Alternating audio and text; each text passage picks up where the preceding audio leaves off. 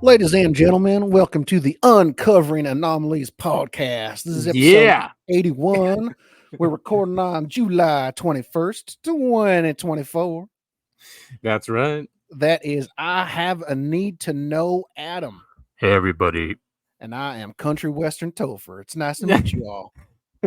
You got the accent down. I'm working on it. Country Western Topher. It's only one of two accents I can kind of do. There really is that thing about when you go to these towns in the West or even small towns in the US, and the stereotype of how everyone says hi to you, even if you have never stepped foot in that town and you're like walking down Main Street, people just say hi to y'all. How you doing today? And these big cities, everyone's ignoring each other. Man, they ignore people getting beat up, raped, whatever. That would never happen in those towns. Nah, in those big cities, they lack that country, nice to your neighbor sort of charm. And that is nice, isn't it? Where we live, there's these country western barns, and they all kind of talk like this, and it gets real, phony and annoying. And in the state we live in, there is a place that has Bakersfield. Bakersfield, if you go there, it's cowboys. They have a southern accent like that.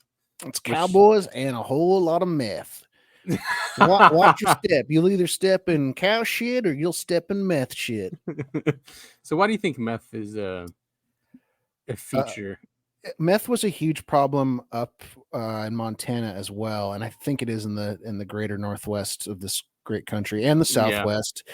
I just think when unfortunately there's a lack of things to do, people tend to drink and do drugs more than they're bored. Yeah, I mean, that was other huge issue that was in Montana was drinking and driving. And part of it's the culture. A lot of people don't know this. It wasn't until somewhat recently, I think it was the 90s, Montana did not have an open container law. Even the 90s was allowed, by the way. Or a speed limit for that matter. And speed limit, no speed limit happened, also late 90s. So, I mean, I think that culture just kind of like stuck, where it's so just you go from it's completely legal and you're allowed to do it. That just kind of gets stuck and ingrained in the culture, and it doesn't go away for a couple generations. I remember you can have a loaded shotgun. Yeah. Oh, yeah. You still could do that until, like, I remember there was a huge, not scandal, but like when I was in high school, people used to drive to school with their guns in their back windows all the time. It's right. It's gun rack. It was very common. And then the school had to crack down on that because, you don't want your kids showing off guns at school that openly, even though it's legal, it's still not, good. Right. And so what's the argument? Is that, you're driving around, all of a sudden you see an elk near the road, and you quickly stop, get your shotgun and shoot it? I mean, I don't understand. Could be. I mean, so guns are not necessarily fragile, but you don't want to be throwing them around and stuff, right? Right. And so you can't really sit it on especially if you're driving a truck, you're not going to throw it in the truck bed because it'll bounce around and get scraped up and stuff like that. Yeah. I don't think you want it leaning up in the passenger seat because if it falls over and goes off or something, that's obviously a huge issue. You don't want it on the seat next to you for the same issue, so you put it in the gun rack. Oh, okay. Yeah, okay, that makes sense. But loaded? I don't know if I don't know. I'm sure there have been people who keep their guns loaded. Obviously, that's not good gun safety. It should be unloaded, but who knows? I had this one buddy in high school named Trent. Really cool guy, super redneck guy. He had stories about where he'd be driving. It was the same kind of deal. He had his gun in the gun rack, and he would pull off to the side of the road because he saw a deer and just take a couple shots out the driver's window. I love it. Yeah. So cool. Well, recently Montana has had a Democrat, right? Governor. Yeah, it's going, if not blue, it's definitely more purple. You definitely have the same like staunch conservatives who have lived there since Montana existed, but you do have a huge influx of people coming from places like Seattle or California. Yeah. I mean, so many people from California move up there and kind of change the demographic because it is a cheap place to raise a family and a good place to raise a family, especially Definitely. if you're the outdoorsy type. It just sucks that they leave somewhere because of usually politics, and then they bring their politics with them. It makes Yeah, no damn sense. it's exactly what happened to Austin, Texas. Yeah. The like one of the bluest cities in the country and one of the reddest states in the country. And it's all ex not Tech not ex, guys and yeah, from California and stuff. Tech guys. yeah, There's a lot of tech guys. right. I know Elon Musk like just recently announced he's moving the SpaceX headquarters to Yeah, Texas. right. And well, he moved Tesla. Well, wait, he moved the Tesla factories out of California, but now he Yes. wants to move everything, all the Tesla stuff also. Yeah, and I think he's even did he move Twitter out there yet? He's No, planning on it. it's still in San Francisco, I think. Oof. I'm sure he's planning on it. Well, I mean, that'd be a big move, right? They have a huge building. Yeah. But I think he did that announcement after they signed a bill that would make it illegal for teachers to tell parents of kids that they're being transitioned in school. Yeah, I really don't understand that. They say they're doing it under the guise of, oh, these kids are too scared to come out to their parents. But why does the school get to decide if your kid's transgender or not, or encourage that? That's not something that should ever come up in school. Ever. I understand kids talk amongst once they're, and that's what kids do. Maybe I'm gay. This person might be gay. I mean, that's just normal kid stuff. Mm-hmm. But when you start involving the teachers and staff into it, that's where I'm just kind of like, why? So they can worship the state. Don't worry, the state loves you. The state understands you. Your parents don't. It's all about the whole Marxist agenda of destroying the nuclear family. Yeah, it's a weird agenda to have. They keep complaining that we don't have enough. Our population isn't growing like it should, and they also want to break up the family. Well, that's what keep bringing in the immigrants. Yeah, the illegal immigrants. I want to specify. There's nothing wrong with immigration to this great country. Of course not. There's a lot of good people here who have immigrated legally, and unfortunately, there's a lot of people who have come here illegally who are not so good. Right, it's breaking the law, and if we're a country of laws, then you need to come here legally and lawfully. That's all it is. You need to respect the laws. We all have, our ancestors have. I mean, it's not like any of us are Native Americans or anything.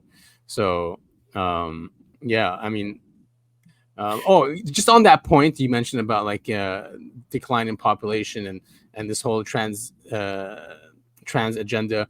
We went to the Getty Museum, the Getty Villa. Have you heard of it?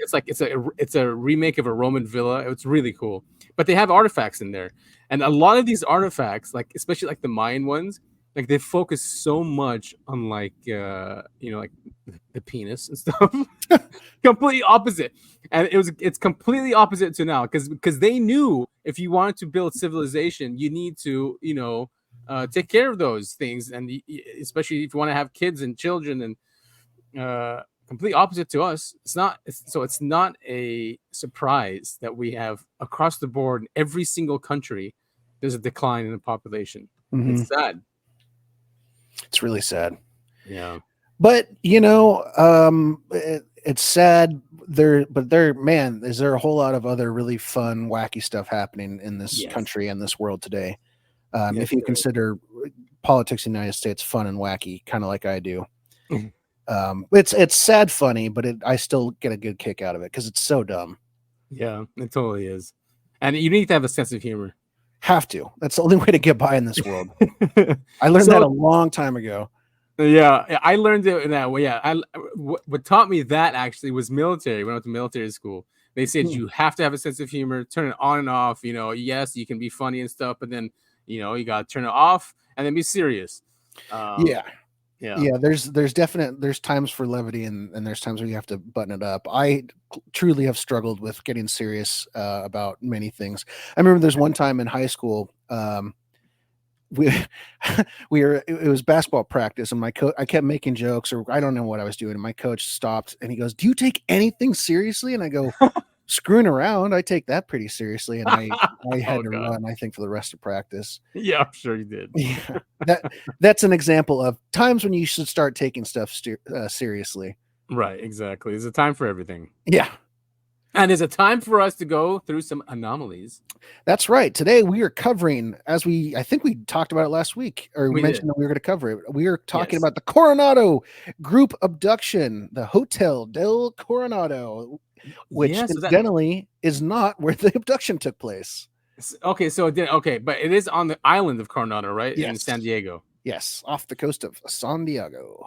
All right. So as we're discussing a little bit ago, that there's not too much out there, at least not in written format. There's a lot of podcasts. The interview with the lady Yvonne Yvonne, Smith, yeah, Yvonne Smith. Yvonne Smith, and she wrote the book on this in 2014. She has a coast to coast one, but they have a good synopsis that we can read. Yeah, let's do that. All right, so in March of 1994, I can't believe I haven't heard of this. The Triad UFO Conference was held at Coronado Island off San Diego. And just for people to know, it's not really that off of San Diego. I mean, it's, You cross a bridge, right? Yeah, exactly. And among those in attendance were members of Smith's group. This is Yvonne Smith, CERO, which is Close Encounters Research Organization. After the conference, a number of the attendees compared notes and began to wonder if something strange had happened to them during their weekend at Coronado. Eventually, Smith pieced together various types of physical evidence and testimony that indicated alien abductions. Now, Yeah. really quick, and a fun fact about CERO, one of the co-founders was in fact Dr. Roger Lear. That's nuts. Roger And Lee, I heard like and John Mack too. Roger Lear is kind of a part of the story as well. I don't know if that's covered in what you had found. Well, yes. I mean, yes. I think they talk about that here. But Okay. also, David Jacobs is another alien abduction researcher, and he's part of that group. So it's really strange, when you think about all these people who are focused on alien abductions, and then this happens to them. Yeah, it's like if you and your friends, have a party for Bono, just as how much you appreciate Bono, and then Bono shows up. Yes. Yeah, exactly. And it's like they're putting on a show for these people in a way, if this really happens. So as she performed hypnotic regressions on a number of the attendees' contactees over a period of years after the conference, details were revealed. A man named Mike saw an incredibly bright light and the next morning found blood on his pillow, which he learned later was coming from his ear. A doctor found puncture marks there. Another of the attendees, Alice, had a scoop mark in her shin, and Dr. Roger Lear removed an implant from her leg in the 1990s, which seemed to contain nanotechnology. Eventually, Smith learned that a number of people at the Coronado conference reported being taken to a huge craft and witnessed seeing each other there. Interestingly, President Bill Clinton happened to be on Coronado Island at the same time as the conference, along with his Secret Service agents. Yeah, so that's probably why this story gained so much traction. It's because Bill Clinton was there at the time, not related to the UFO convention that we're at, right? But he was in the same physical geographical location. Yeah, I mean it's pretty cool. It seems like a message, from the aliens saying, "Look, we can do this right under your nose." It's nuts. It is nuts, especially that it's a group of them too. Mm-hmm. Now it was terrifying, right? Do you know any some pointers or? I have some really good, not quotes, but stories from the book that Yvonne wrote. Yeah, so they were talking about Mike earlier in that paragraph, right? Yeah, his name was Mike Evans. And he remembered waking up in the middle of the night there was a bright light in his room, and he thought that it was a plane. This is before 9/11. You have to remember. Okay. He thought it was a plane flying by, and so he got up, closed the window, and the light was still there, and he was freaking out. And he went out to the hallway and yelled because he didn't know what to do. And the other people in the hotel, reported hearing him yell, but just didn't, they were all getting abducted at the same time. So they weren't, they didn't really pay any attention. They couldn't really do anything about it, but they heard him yelling out in the hallway. But that was all he remembered. And then when he was regressed by Yvonne, then the full story came out. I can talk a little bit about that now. Yeah, go ahead. So when he woke up the next morning with blood on his pillow, he and his wife, because he's a big UFO nerd, measured the blood and took all these pictures and stuff. Okay. And then one of the weird things about it is he had this weird thought in his head that he had cut his lip on the sink, which, if you think about that at face value, makes no sense. And they Right. think that was probably some alien imagery, put in his brain to account for the blood.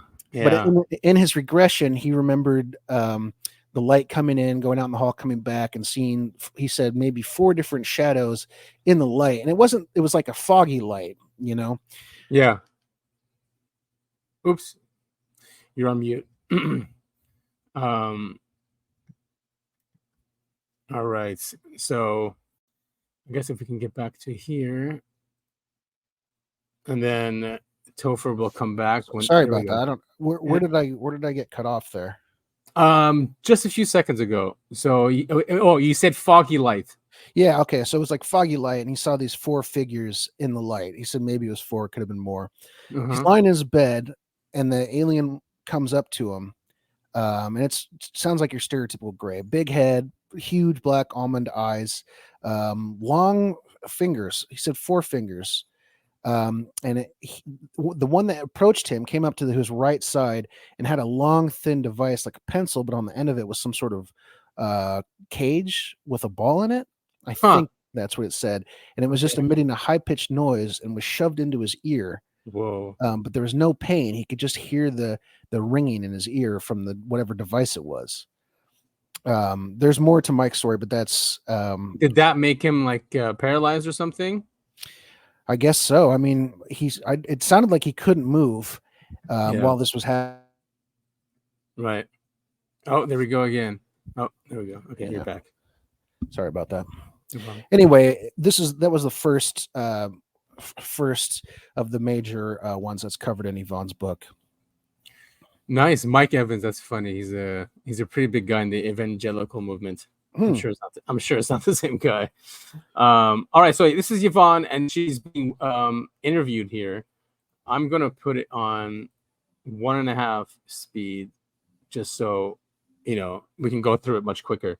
So this is her 2 months ago. She got interviewed. Should we start this, or is there anything more you want to talk about? No, let's go ahead and start it. Okay, and I'm sure we'll skip ahead too. I'm fine, Richard. Thank you so much for having me. My pleasure. We should also mention that you will be appearing on a very prestigious panel, Women of Ufology. That's happening at Contact in the Desert. And this particular panel will be on Friday, May 31st, 8:30 in the morning to 10:05 a.m. That's Pacific Coast time. And people can go to contactinthedesert.com for more information. The link is in the episode notes. All right, so let's dive into the Coronado case. There we go. First of all, to your mind, is this particular incident getting the due, this mass abduction, getting the due, I guess, in ufology that it deserves? Does it get enough attention? Gosh, I think it does need more attention because of everything that happened, everything that came through during the conscious memories of the participants or the experiencers, and then while they were in regression. This is why I do shows like yours, because I think people need to understand that multiple witness abductions happen all the time. And this happens to be about a dozen people. I'm hoping at some point to put a documentary together. And wait, a dozen people? And she did say that she does. She wants to do a podcast like his. So we could invite her on. Actually, I have that written down here. I think 10 to 12 people were abducted that night. Supposedly. Man, that is crazy, and that is pretty ballsy if you think about it. Right. Well, and what's wild is there were so many different abduction scenarios that happened in this night. People saw grays. People saw bug-like, aliens. Yeah. I mean, there was so many weird things going on. I should mention, so even though it's called the Coronado Group Abduction, this took place at a hotel called the Village Inn. Okay, but on the island, not the hotel. Yeah, right. Okay, let's continue. And perhaps a feature film about this case to just really bring it out into the open, into the public arena. It's been 30 years. This occurred in 1994, Coronado Island, just off of the coast there of it's in San Diego, but it's. How did you first find out about it? Well, I was there because I was invited to be an MC for a UFO conference. And at that time, the Triad organization was putting on all of these conferences throughout the United States. And as you mentioned, I lectured and traveled with my mentor, Bud Hopkins, Dr. David Jacobs, and the late Dr. John Mack during these Triad conferences. This one, because it was basically in my backyard. I'm just going to stop there. I think that's crazy that both John Mack and Dr. David Jacobs were there, and they are the foremost authors on the subject. Like Dr. Jacobs was at what university? The one in Philadelphia. I forget the name now, but he also took many abduction cases and then came up with his own theories after that. John Mack is known from Harvard University.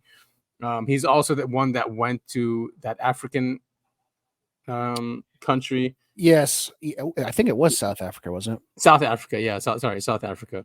Yeah, so it's nuts that those two are there, or at least involved with this group that goes to Coronado. So, nuts. It really this does seem like some kind of showing off, or let us do it live to you guys. Yeah, I mean, the cynical person would say, "Oh, this is how you know it's fake," but just the crazy stories that these people, the things that supposedly happened to them is just, I don't know. It doesn't scream faked, performance art to me. Right. Yeah. Okay, let's continue. Asked me to be MC, and several of my serial support group members wanted to come down. They thought they'd love to meet other experiencers from other parts of the country. So they caravan down to the island. I was in a separate car from them, but they came down, and some of them stayed in the outlying hotels, and they wanted to attend the entire conference. So here we were in Coronado. I was busy with my schedule to keep everybody on time as an MC, and it was because I was so busy, and I wasn't concentrating on abductions at the time. I was doing a different job that weekend. Several of my serial members came up to me periodically during the day on the first day of the conference and would say, "I'm not feeling well. I don't know if I'm going to stay the whole day today." Or, they were feeling ill, as if they had the flu. There were flu-like symptoms. One person who was he and his wife were there. He paid for the whole conference ahead of time. He was very excited about going. And after that night, he stayed away from the conference as if he really couldn't face coming in and listening all about UFOs. And yet he really didn't realize he was doing that. He told his sister, "I'm going to go shopping." And we thought, oh my God, he paid hundreds of dollars to do this. It was that avoidance that happens often in abduction cases. So we went through the conference. As I mentioned before, I was very busy. And once the conference ended, we all arrived home, starting our daily lives. And I was. Oh, so nothing was out of the ordinary then, right? Except for the fact that there were some people trying to avoid it, but no one remembered anything or discussed it. I mean, that's what she's making it sound like. So several people had mentioned that there was that bright, again, foggy light in their room, but then they don't remember anything after that. Okay. But I don't think they really started talking to each other about, hey, what happened last night? Because remember, they're at a convention. They're all feeling like they've got the flu, like she said, flu-like symptoms. It's already, so you're already not 100% there. You probably are looking to go home at that point. But so I don't think they pieced it together for a while, but they later would come out and say, yeah, I do remember the light. I do remember hearing Mike yell in the hallway. So nothing was figured out at the convention. Well, and in general, what do you feel? What are your feelings about hypnotic regressions? I'm not sold on it. I understand, how weird the subconscious is. It's been proven that you can essentially get them to quote unquote remember things that never happened due to, I'm trying to remember the phenomena, but basically it's like the, don't think of a pink elephant. Don't think of a pink elephant. And the first thing you think of is a pink elephant. It's kind of like that with hypnotism. But another thing about Yvonne is, I don't know if she mentioned it or is going to, but she did a lot of work with PTSD people, which is how this all kind of started with her. Because these people were showing signs of PTSD about this conference, and she was like, well, let's get to the bottom of this. And then, this is how they started piecing things together. What a crazy event. Getting phone calls, and all of these experiencers were from my support group. So a couple of people wanted to have regressions because they felt something may have happened. They started talking to each other and they thought something may have happened. Very obviously, someone came away from, Mike came away from that night with blood on his face, blood on the sheets of the bed. And he kept thinking, I must have bumped my head or lip on the sink in the bathroom in the middle of the night. But yet, when they thought about it, the sink was very low.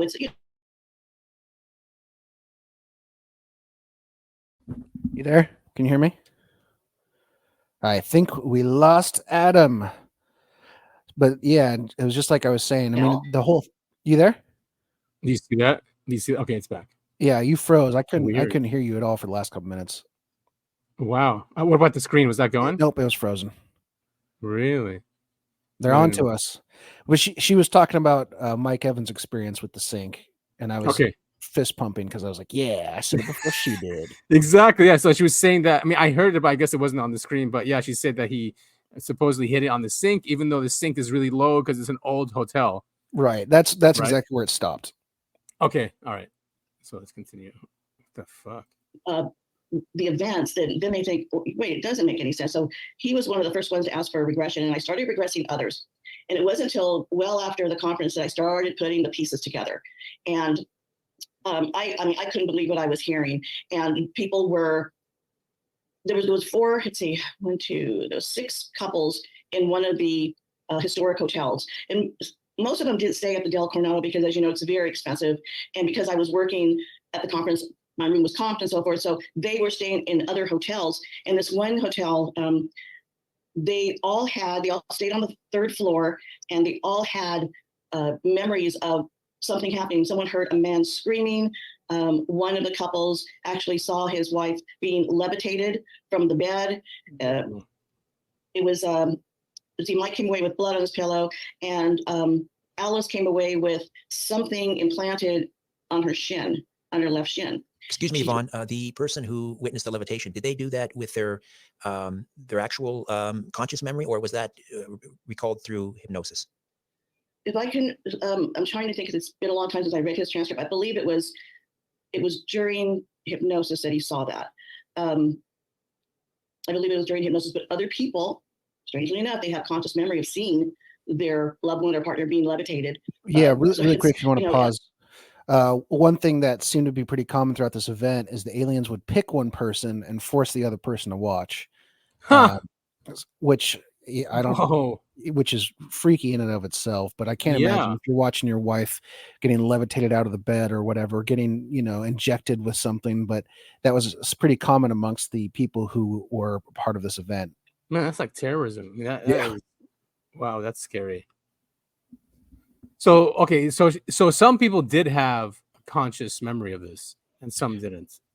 Well, I think they have memory of the stuff that came up right before it. I don't think anyone had levitation. Right. Well, no, I think she was just saying the levitation came in during regression. Okay. So they could remember, up until going to bed. Some of them remembered seeing the light, shadowy figures, yada yada yada, and then, but not the full experience until regression. Man, I stayed at one place in Coronado, and I didn't know about this event, so thankfully. Yeah. All right, let's see what else.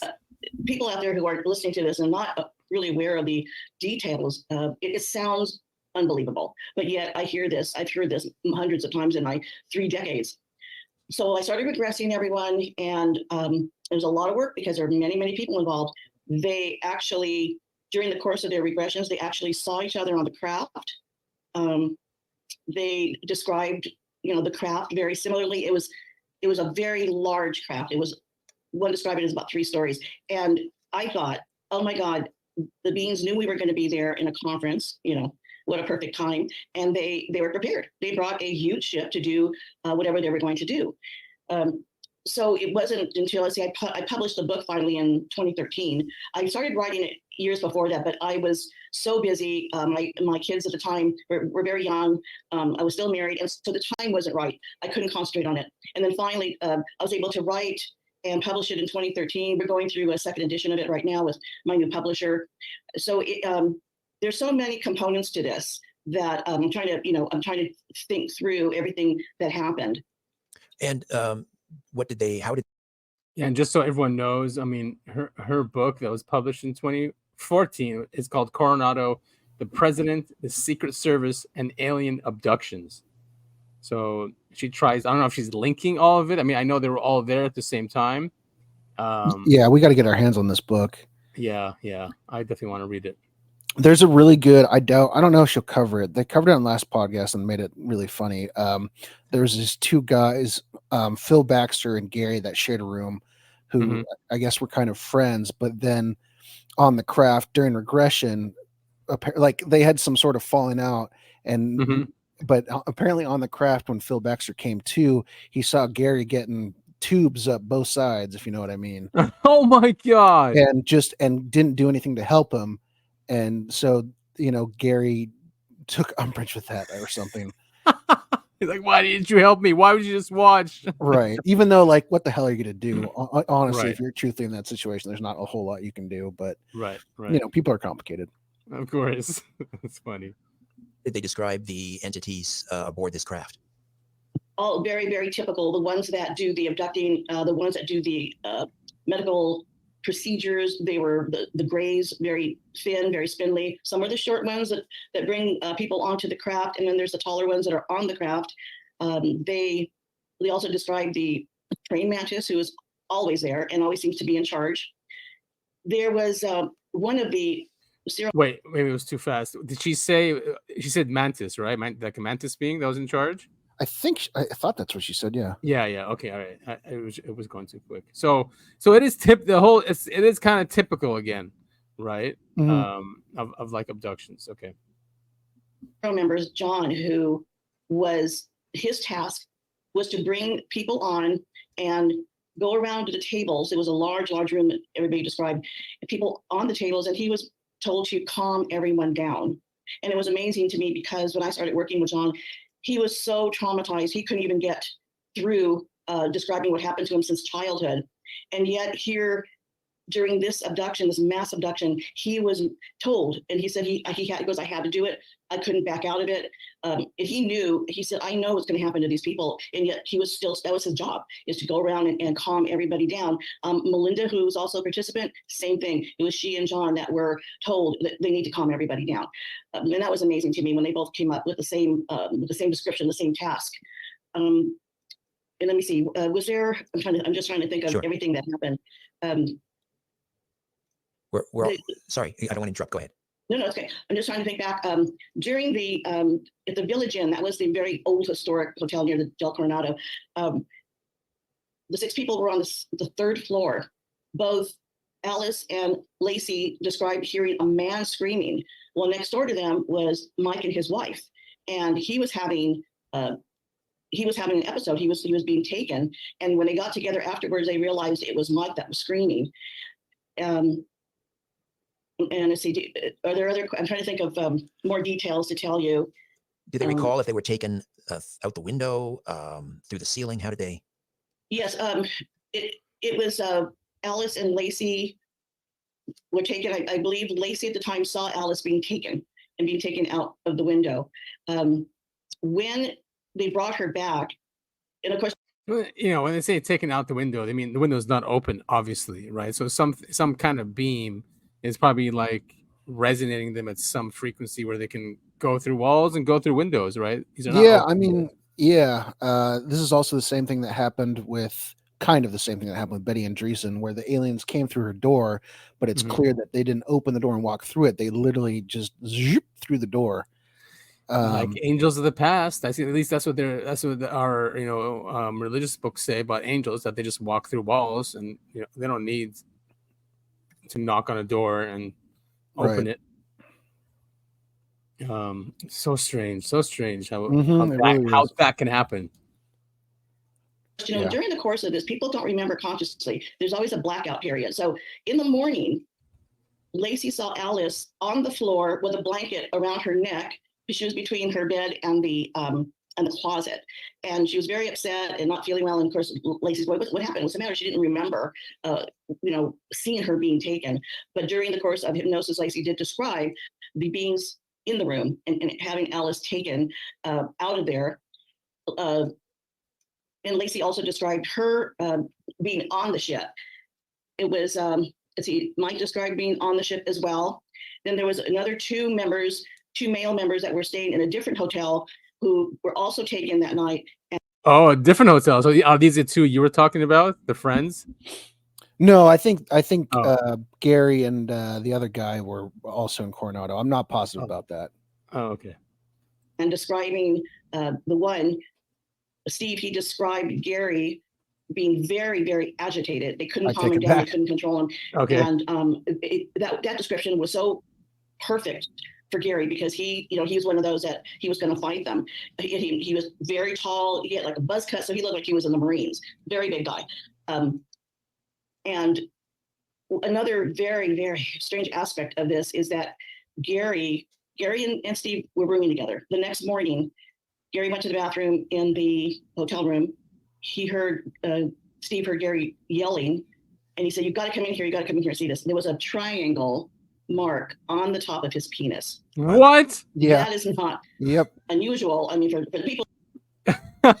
So a triangle. Yeah, it was bruised, and he had a triangle of dots in it. And obviously, it's made a really good joke on last podcast, but this guy was he talked about it in the book, trying to get a picture of it. But he's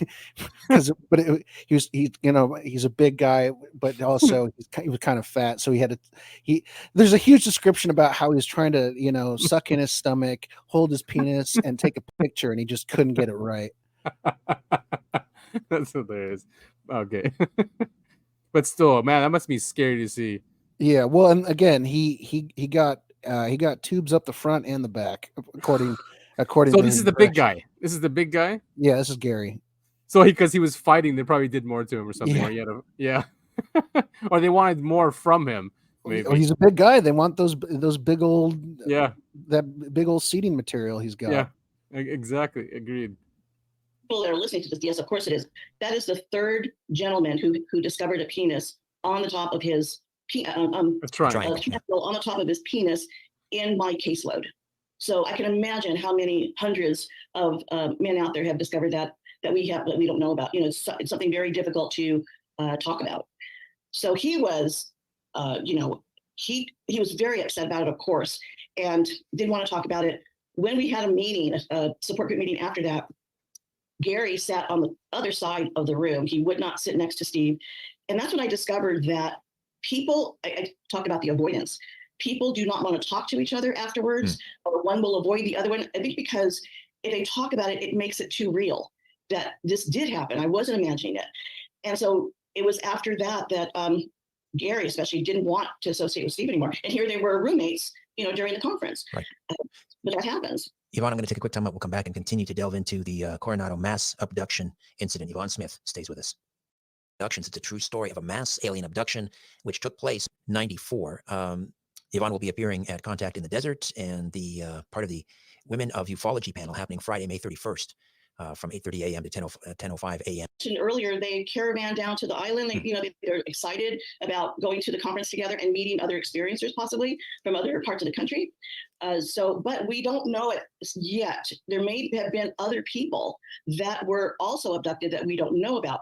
There were a couple of people after the book came out that I was doing a show, and the person emailed me after the show, said, I may have been there, but he did take further steps to try to find out for sure. I think he was nervous about doing a regression. So there was another person. So there may have been a couple of them there were a couple of them that I heard from, but there may have been more. And like I said, it's difficult for people to come forward and talk about this. They probably have these half memories that they're not sure about. But unless the person reaches out and takes that step of wanting to explore, they're left with their conscious memory.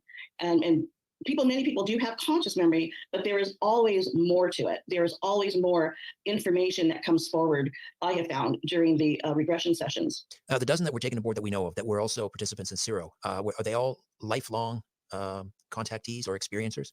Oh, yes. That's the thing, Richard. It is a lifelong experience. This abduction experience usually starts in very early.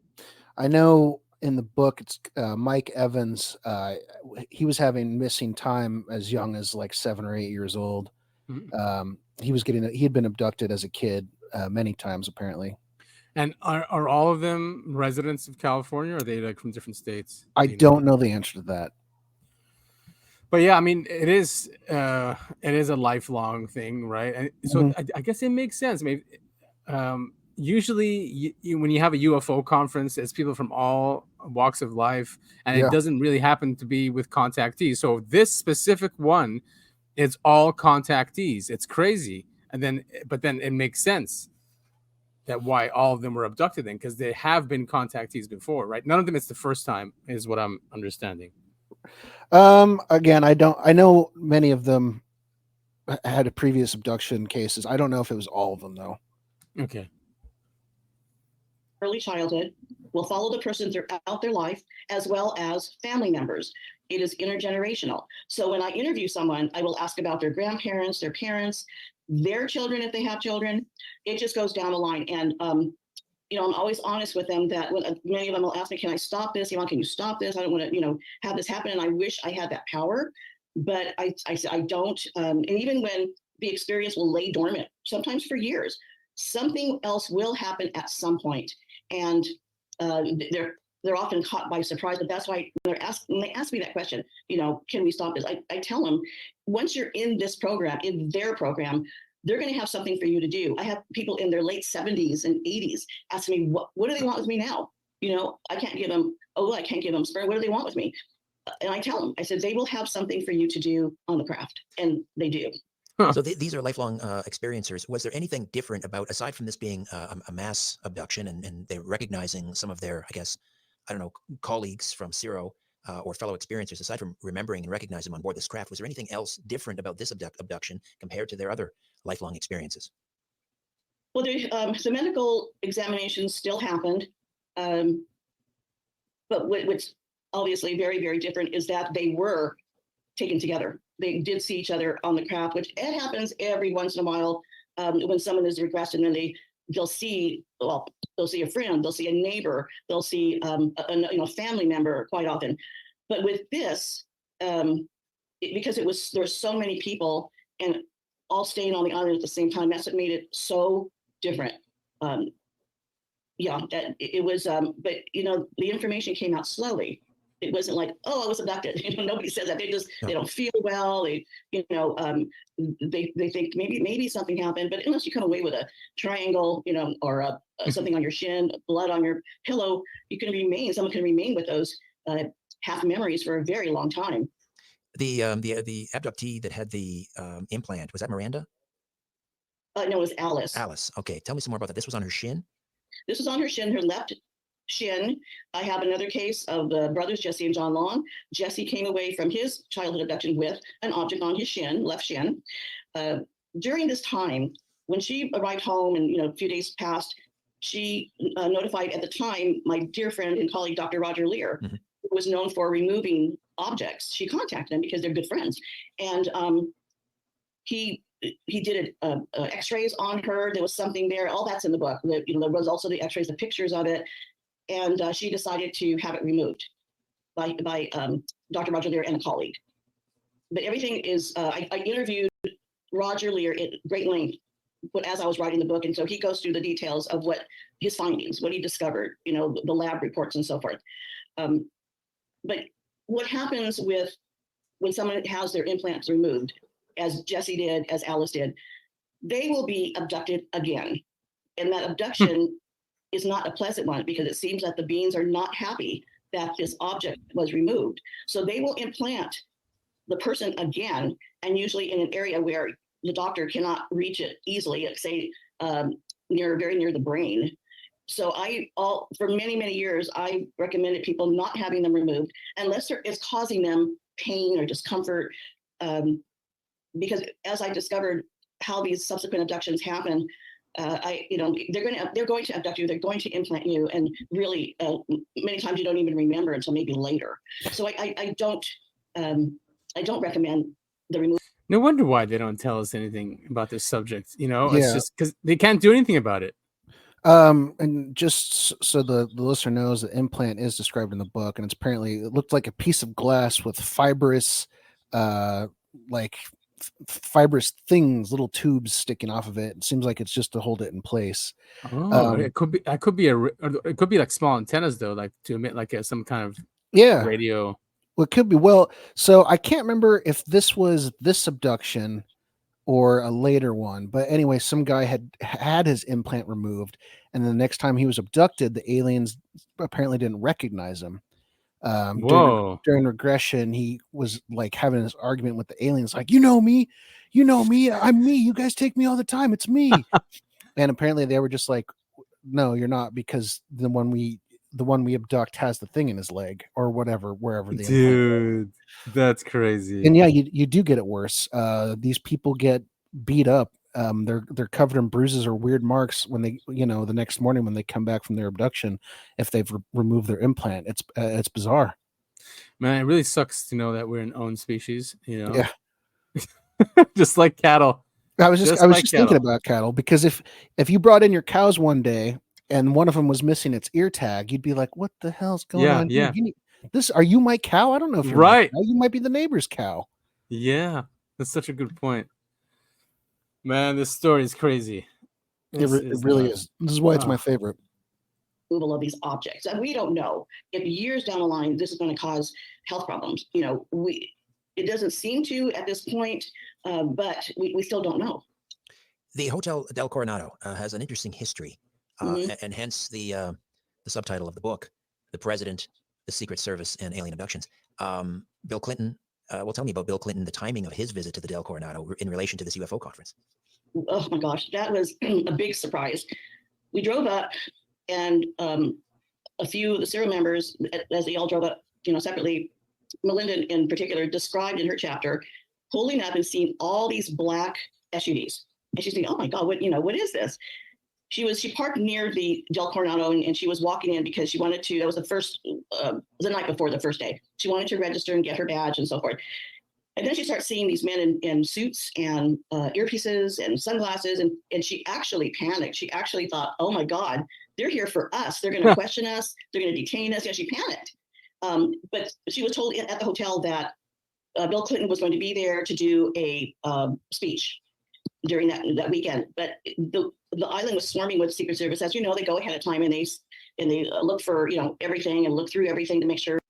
Now, I'm just playing devil's advocate here, but do you think that them seeing, because she just said it right there, that they thought, "Oh my God, they're after us," like, them being part of this group, especially in the 90s, it was really taboo back then. Them seeing secret agents, Secret Service agents, black suits all over the island. Like, do you think that would implant like some subliminal things before they go to sleep? Yes, I do. I think that's a really valid point. And this is exactly what we were talking about earlier with hypnosis. This is definitely the kind of stuff that can work its way into your subconscious and come out during quote unquote regression. Right. Yeah. What I find most humorous about that story is how competent the Secret Service seems. As we've seen recently, they don't seem very competent. No, they don't. Exactly. They're scared of slightly sloped rooftops. Isn't that the most ridiculous thing you've ever heard? It was slightly sloped. We can't put anyone there. And meanwhile, the guy who ended up getting the kill shots on a roof that's much more sloped. Yeah, on his back. Yeah, exactly. Yeah, because he was on his knee. Well, he had one knee. One foot and one knee. Yeah, exactly. Yeah, good point there. So crazy that the president's going to be secure. But what's very strange, I found out much later, one of my friends, a lawyer, said to me, this is really strange. Usually when the president is going to be at a certain venue, they will move and push other activities back or ahead. Prime example, President Obama. He went to Hawaii because that's where I guess some of his family lives. Where he was staying, they were going to have a wedding or having a wedding. The wedding was moved to another venue because the president was going to be there. He went over, which was really nice, and he apologized to the bride and groom.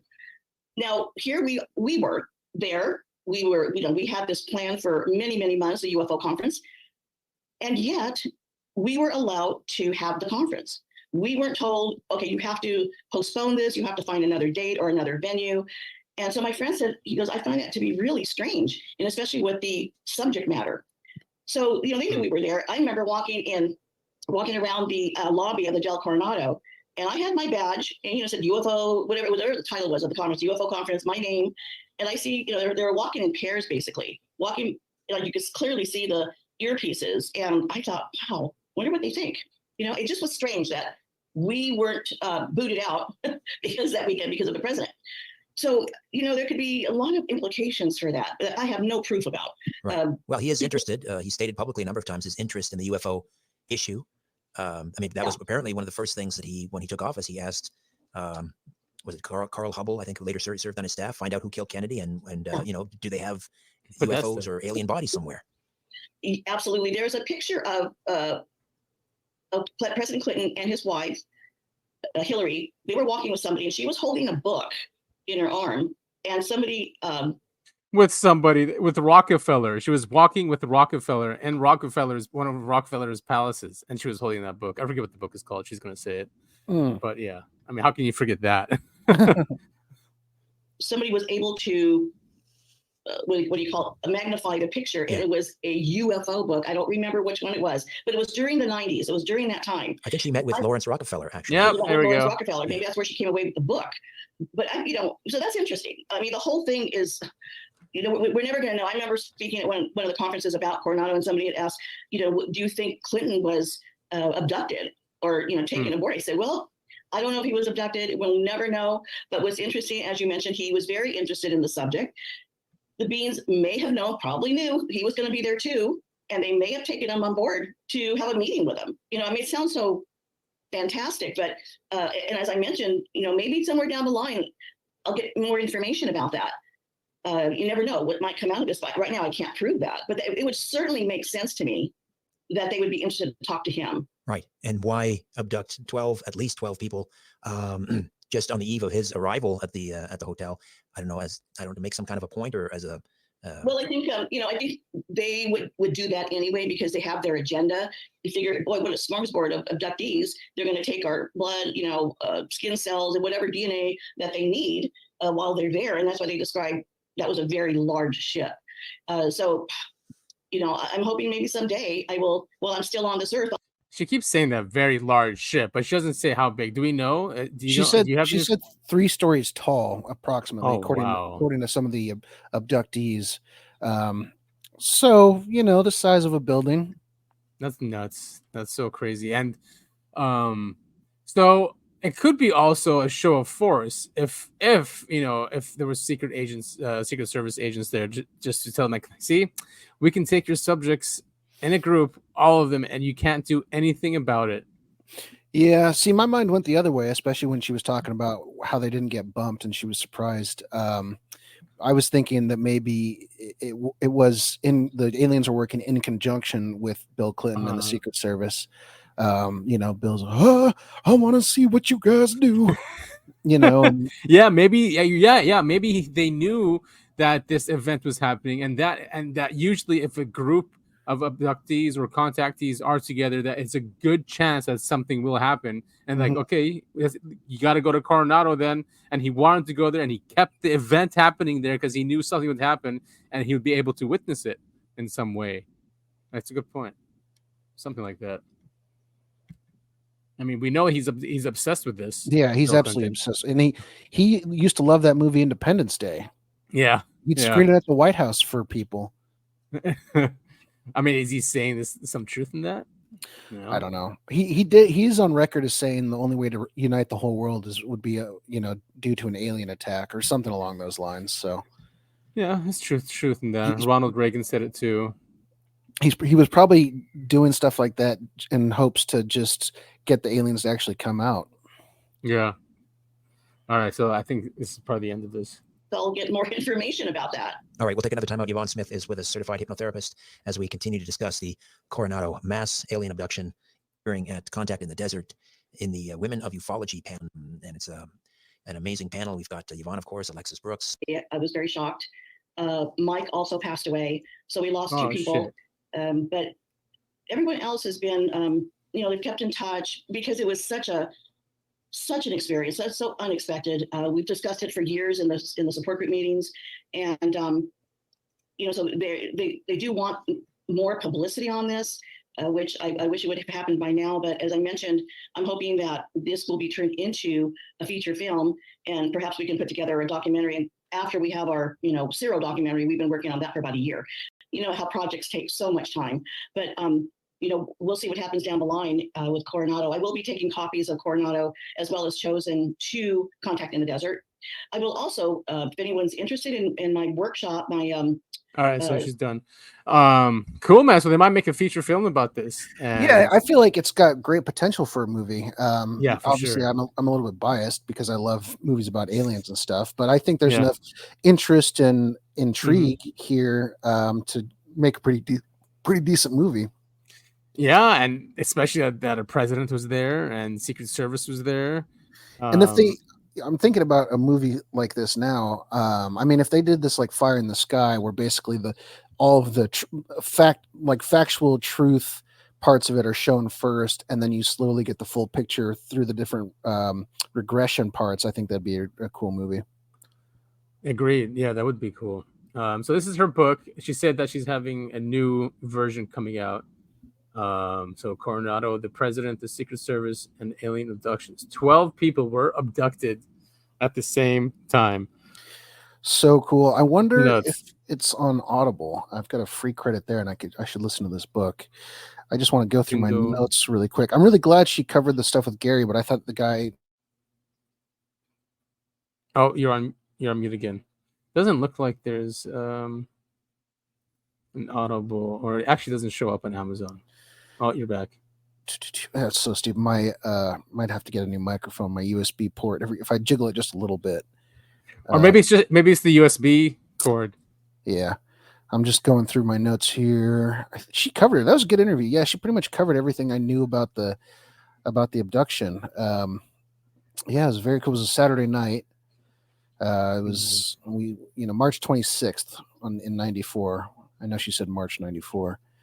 But yeah, I mean, it's a really fascinating story. And there's something to it because Mike Evans, he was having ear pain and went to a doctor, and the doctor told him he had a hole in his eardrum. So something happened, and they pulled something out of Alice's leg. Right. Yeah. And I don't think she mentioned it, but the next morning, one of the things with Alice is she woke up with a scoop mark in her leg and couldn't figure out what was going on until she had it X-rayed and removed by Dr. Lear. I mean, now and crazy that Dr. Lear is. Last week we covered the Turkey UFO incident, and Dr. Lear was there for one of the years. Mm-hmm. But yeah, what a case! Can't believe I've never heard of it. It's a lot of fun. Yeah, if anyone wants to hear really a good recap of this in a humorous format, check out the episode last podcast on the left that covers this. I found that on there. Yeah, definitely check that out. It's fun, and they cover it truthfully, but make it humorous. It's great. Well, cool. I mean, moving on, you sent me something that's right on topic. How can I stop alien abductions permanently on Reddit? Yeah, this guy posts on Reddit. He's been abducted all his life. He says, they told me they are going to leave, but it has been a long time since they said that. I need a surefire technique to get rid of them. I told them to remove my implants, but they harassed me for years. They told me nicely that if I asked them to remove my implants while in bed and then immediately start to attempt to astral project, I will be thinking they are coming back. Why would they say that? Okay, so wait. I don't understand his sentence. They told me nicely. It's not in native English speaker. Oh, okay. So he's trying to say here that if you ask us nicely and you astral project, we'll leave you alone, kind of thing. I think it's the opposite. If you ask to get, because it sounds like he likes to astral project. A lot of people do that as they lie in bed. But he says if he asks them to remove it and then he goes to astral project, they're going to be really mad about that.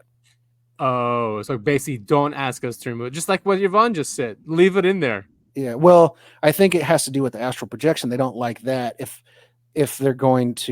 he's also going to ask them to remove the implants. I'm confused. So All right, so they do want us to leave implants in, but you're saying that they don't like astral projection either? They don't with this guy, I guess not. They don't want him to Yeah. astral project without his implants. Okay.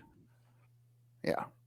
And there's some people here, someone said like bring up Jesus or whatever, and you have people in there saying, well, I tried that 3 times and they still haven't gone away, kind of thing. Where's that guy? Apparently praying loudly to Jesus works, or evoking in the name of Jesus Christ. They apparently really don't like that. I'm not Christian, but I do like to research why this works. Could be because they're demons, but I really have no idea. So someone, where is he? This guy. I've tried this 3 times and it didn't work for me. Well, so the guy commented right under. I'm not asking this snarkily. I'm really asking. Do you believe it when you were saying it? Good point. I want to see it. No, and I'm in agreement with you. I was just hold on. I was truly. He goes, just I'm not asking. religious. Yeah. Interesting. Very interesting. Yeah, and when you sent this to me, I told you because I used to have these events, and they were like kind of panic attacks, and they started. I think when they started, probably 2014 or no 2013 or 2012, even when they started, and they weren't that frequent, but probably like once a year or twice a year or something. But it was like an ominous presence, and then my heart would stop beating, and then irrational fear would come, and I'd get dizzy. Like, really, it was terrible. I hated them, completely hated them. But then only like since only in 2020 is when I started, I guess, trying to stand up to it, and I would think to myself that I have the spirit of the creator inside of me, or inside of my heart, that's why I have a heartbeat, Mm-hmm. And really believing it too. And you know what I mean? Yeah. And they've gone since then. They haven't come back. Yeah. So you gotta find a way to take the power back. Yes, a power that would scare them. And I guess why would, if it's something that's spiritual, and since, God and that creative force is a spiritual force, if they are a spiritual force or understand that, then, let's just move on, kind of thing. Yeah. So, I mean, I kind of understand that, what they're saying. I mean, and this guy's is kind of similar to that. I need a surefire. Oh, he's asking people. Okay. Yeah. So he never responded to anything. This guy, ancient ancestral. What's the top comment say? This guy says he also has the problem. I would declare day and night. I do not consent to being taken at any time, place, space, or dimension. I'm a free being, and I do not agree to being abducted. Doesn't say if it works, though, does it? But still, once again, it's the same theme of you're your own. This is my power. You can't take this away from me. I'm not going to allow you. Right. Yeah. I mean, it's a very. I mean, that's why I think the whole Jesus Christ thing works, because if you believe in God, you believe in a higher power. There it is again. There's that word, power. That is the source of your power. Whereas these aliens they want to be the source of power. So and maybe that's the gift of religion too to humans. Whether you believe it or not, that whoever gave it to us or communicated to us wants to help humanity, and that is a way to help us. Maybe they know we're an own species or something. And yeah, I believe that too. Anyway, so it's interesting that how much some people seem to struggle with this. Yeah. Now, it does seem like an American thing, and maybe because we're biased or because people report it here more. Maybe, I mean, in Catholic they have exorcisms. I mean, could that be abductions in a way? Yeah, I mean, I think it was mentioned in one of the comments down the row. I saw it as you were scrolling by. Said someone, I think the first one you read, there it is. Supposedly this is partially what exorcisms deal with. He's not Catholic. Talked to experiencers before who had dealt with it through the church and converted after the fact. Exorcists apparently work with this stuff. I mean, think about it. This has happened for a while. How did they do it in the past? Who has the most experience? It's going to be mostly the Catholic Church or other shamanic practices. Just the Catholic Church has literally schools that teach this people stuff. Yeah, I mean, we've talked about it many times on the show that maybe these aliens are in fact demons, or maybe this is what demons have always been, are aliens abducting us, but we lacked the context to understand what they were, so we just called them demons. you know, it all comes back into one original point. True. We call them demons because, I mean, they might not be demonic, but if something is taking you against your will, it's, and through to you, it's evil. Right. And especially if it's something highly technological like aliens appear to be, and you can't understand that as a peasant in the 1500s, you're going to go, oh, this is magic. These are demons that are doing this. Yeah. Right. Yeah. Right. And everything has to do with consciousness too. If they can't subdue you or get you to be controlled, and you're believing in a higher power and whatever, you're not going to be able to be controlled. I just happen to have this thought now, is that governments do the same thing. They would rather you believe in the power of the state. And like when COVID happened, you had the religious people who were against the COVID tyranny, and you had the people who loved the state going with it. Mm-hmm. So there might be something similar there, where if you believe in a higher power, you cannot be controlled, and or it's easier for you to not be controlled. Right. Cool. So Merrick, his last name's hard to say, but he goes by Merrick VR. He interviewed Kirkpatrick, and I don't think he hasn't released it yet, but he released some snippets, and some of these are hilarious. Just catching him. I'm surprised Kirkpatrick went for this interview. Completely shocked. So I think we're getting it this week, the whole interview, but we do have some snippets here. So he goes, I spoke with ex-Aero director Dr. Kirkpatrick for over an hour. The full discussion, will be posted tomorrow. I didn't see it. Anyway, Kirkpatrick, I haven't looked at NASA's Go Fast analysis, and since gimbal was at night, I've reached out for clarity. So basically, he's catching him in some lies. So here they're talking about the gimbal incident, which is the USS Nimitz one, right? Gimbal? Yeah, I think so. Yeah. Yeah. Of that is glare that you're also getting off of the reflection. That's why it's so apparently hot, because you have to now and do the sun angles off of that. This was at night, first of all. Okay, it was at night. That's right. This is the gimbal. This happened 10 minutes after the Go Fast video, 100, 200, 300 nautical miles off the coast of Florida, and there's no balloon trajectory. We looked at every single possible. There's no plausible. And within the lines of sight, right, within the AT FLIR lines of sight, that's the elevation and the azimuth, there's no plausible balloon trajectory within the lines of sight. But you don't have range.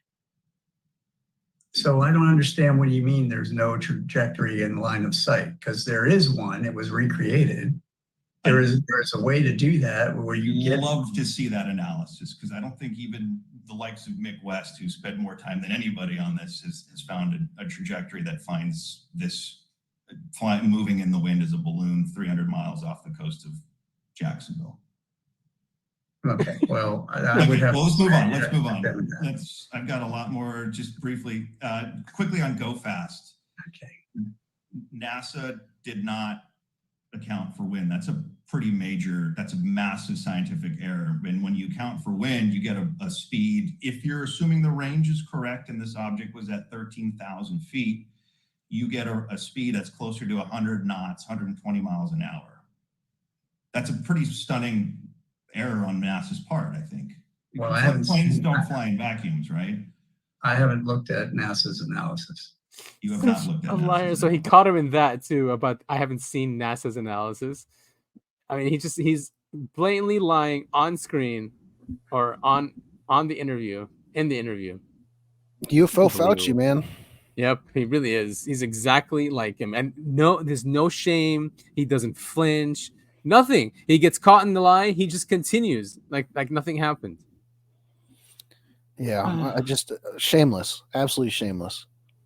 So here's another clip. He goes, Kirkpatrick says Aero has the non-retaliation portions of Grush's ICIG complaint. If accurate, why are we only learning this now?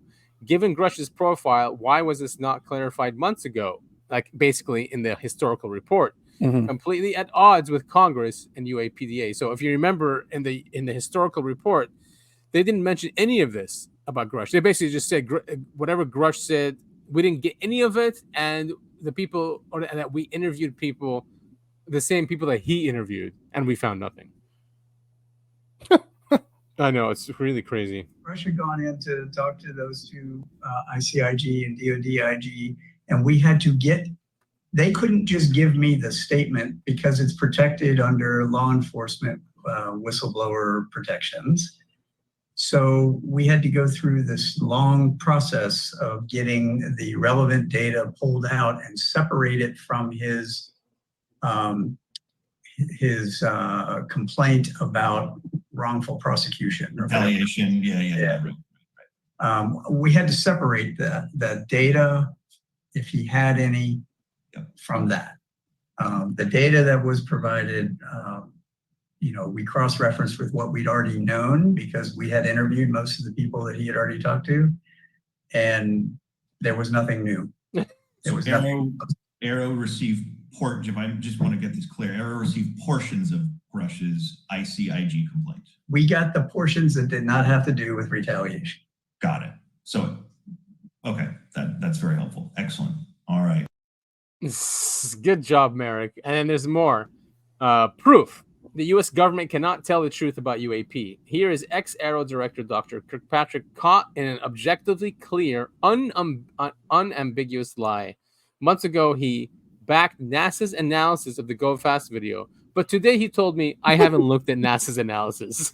I forgot about the orders that day. Look at him just. Go Fast actually was explained at the NASA panel. They did a really nice job of pulling that apart and demonstrating that was parallax. I've got a lot more, just briefly, quickly on Go Fast. Okay. NASA did not account for wind. That's a pretty major. Yeah, we heard that. So, but yeah, I should have played that after the first clip. And then here's one about gimbal. This is a good clip as well. So here he goes. Arrow knows, as every expert that I spoke with told me, that the AT FLIR pod does not rotate in quote unquote steps. So they made an absurd explanation for these steps. Mick West rightly calls it nonsense. The West versus Arrow discrepancy means that the gimbal UAP rotated. The object rotates in 4 distinct rotations, right? They're choppy. They're disconnected. Okay, but you don't have the raw data. You're using internet data. Internet data. So anything that's choppy is from image compression. And that's Mick West saying. Oh my God. But what's fascinating is the way this object rotates down to the second at the apex of that turn. And here it is right here. That long continuous rotation matches to the second at that range given by the aviators. That is from a math and science perspective, that's extraordinary. The odds of finding that highly anomalous track and also matching visually the rotation, this is another view of that, I find to be astounding. That's like a 1 in a trillion chance, right? So this rotation that green line is that reconstructed flight path at that roughly 6 nautical mile range. And that rotation in that animated on the left, that is not in any way fudge. That is the actual rotation of the object in the video. I want to watch the entire interview, man. Yeah. All right, here's the final one. So, whoa, was there like F1 racing happening? Yeah, I can hear that. Wow. They're getting ready for the Grand Prix. That's what it sounds like. So so apparently Arrow is the one that gutted the UAP Disclosure Act. It was them. We knew that, right? We knew it was that. We said the IC, right? We said the intelligence community, but Kirkpatrick is saying it was him. Well, he is intelligence. Yeah, exactly. And that's the point. Arrow is not our friend. If I heard you correctly, did you say that you or Arrow pushed back on the Schumer rounds amendment when it was proposed last year? That seems to be a big mystery as to how it was, shall we say, watered down. Other people say gutted. So let's be clear about how the process works in the United States government. Oh, tell us. Every year, the NDAA is put together by proposals from both the Senate and the House side. Correct. Okay. Those proposals are socialized with the department. Right. The department then gets an opportunity to write a reclama that goes back to the Hill that says, hey, this is not a good idea for these reasons, or this would be better if it was written this way. Oh, I don't recall in the Constitution that Congress and the Senate have to go to the Department of Defense and ask their opinion about a law they want to pass because their constituents are asking them to pass it. You forget, though, the intelligence community gets to decide what laws pass and what the language is in laws at all times. So they can just do whatever they want. And there it is. Yeah, exactly. Thank you, Kirkpatrick. I don't know if he meant to do that. He's like, let me tell you how it works in the U.S. government. Yeah. Like we don't, like it's not in the Constitution. Obviously they've threw it away. And don't forget, if you say you're going to break up the CIA or you want to limit their power, you get shot in the head. Yeah, in broad daylight. It almost happened again. Yeah, how crazy. Yeah, we just can't really support this because of these resource constraints or whatever the case may be. And that is true for every piece of the NDAA.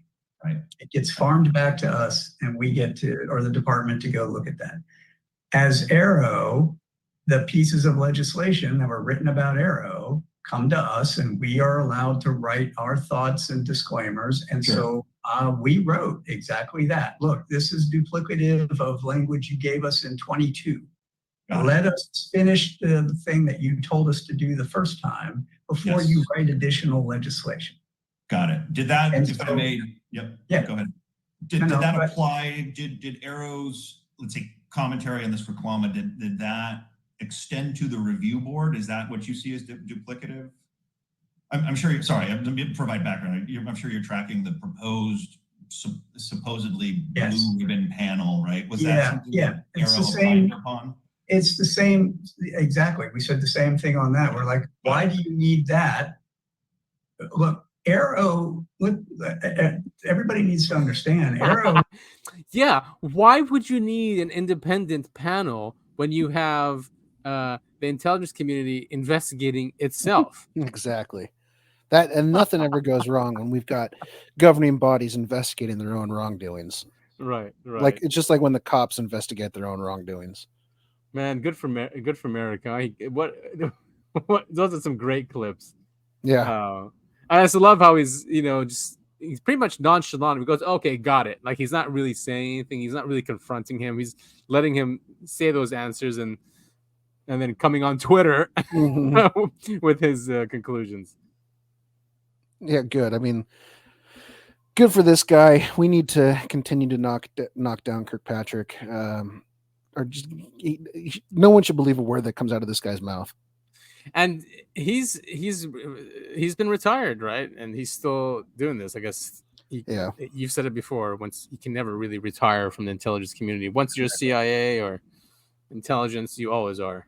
Mm-hmm. You can never leave. And here's an older clip. And have you seen this before? I've seen it before. It's Robert Dean. He was a NATO intelligence analyst. He apparently got cosmic clearance and got to see the papers in the 60s about aliens. I've heard of this, but I don't know much about this guy. It's a cool clip. He read these documents, and in 1963, I think. Yeah, 1963 and 1967, he got cosmic clearance. And, hell yeah. Yeah, and he's not like some liar or something. This guy, he's a well-known NATO intelligence analyst. So here's a good interview with him, and he tells us what NATO knew back in the 60s. Cool. At Supreme Headquarters, Allied Powers, Europe, the military arm of NATO. He was an intelligence analyst with a cosmic top-secret clearance. Well, Don, it began for me in 1963 when I was assigned to the Supreme Headquarters Allied Powers in Europe. I arrived in the summer of '63 and I was assigned to the Operations Division. I was further assigned to what we call SHOCK, the War Room, the Supreme Headquarters Operations Center. And at that time, I was given a cosmic top secret clearance, which was and still is the highest level of security access that NATO has. When I was assigned to the war room, I learned that a study had been initiated in 1961, and everybody was talking about it. They were gossiping about it. And the subject was UFOs, and that intrigued me a bit. When that study was concluded in 1964 and it was published, and I was still working in the war room at that time, I had access to this document. I had a chance to read it. And having been exposed to it, I must tell you honestly that my life has never, ever quite been the same. Because I read firsthand reports, verifiable NATO military material that indicated that the UFOs were not only real, that they represented something far beyond anything I had ever imagined before. When the study was concluded in '64, they concluded that there were 4 different groups apparently coming and visiting us. Out of those 4 different groups, one group looked exactly like we do, so much so that they could sit beside you in a restaurant or in an airplane or in a theater, and you'd never know. And that particular point bothered the military guys a lot. The point being that some of these people from somewhere could be walking up and down the corridors of SHAPE headquarters, or they could be walking up and down the corridors of the Pentagon. One day at lunch, a lieutenant colonel made the remark, he says, "Jesus, do you realize they could even be in the White House?" Huh. And there was a little forced laughter at that point, I remember, because a lot of us over the years have had some misgivings about the occupants of the White House. But the point I'm making is that the idea that aliens could be here in our midst bothered the military, because if you're not paranoid when you go into the service, you're certainly trained very quickly to be so. It's the nature of the military mind, I think, to be paranoid. But that was only part of the story. The SHAPE conclusions in '64 were that there were 4 groups that we knew of. They were apparently interplanetary. Some very likely were interstellar. They even concluded that some of them could be intergalactic. That's nuts. When I retired in 1976, many of our military people knew at that point that we were not simply dealing with visitations from people from other planets or star systems. They had concluded by '76 that some of these visitors very well might be multidimensional in their source. The evidence that we had collected and the evidence that they had repeatedly demonstrated to us, and that's no accident. It became very clear after a time that there was a program or a process of some kind underway, that they had demonstrated over and over and over again that they apparently were able to manipulate matter and time. Now, this really shook up our scientists. There are a lot of new young scientists in particle physics today who talk about multiple dimensions. There's a brilliant young professor in New York by the name of Michio Kaku, who has written a brilliant book called Hyperspace, where they talk about 10 separate dimensions. I'm not enough of a physicist to try to explain to you what a dimension is, but now you can look at politics or what happens in the world, with this information, and then it'll make a lot more sense. Like, why are we headed this way? Why does the government do what it does? Why is it do some wars that it does? I guess what's that called? Exopolitics. I always thought, like, and I'm sure I've talked to this on the show. I've talked to you about it too. Like, I always thought the jab wasn't really meant for us, or to track us or whatever. It's to track the ones that we can't tell, the ones that look human, the ones that are walking among us, kind of thing.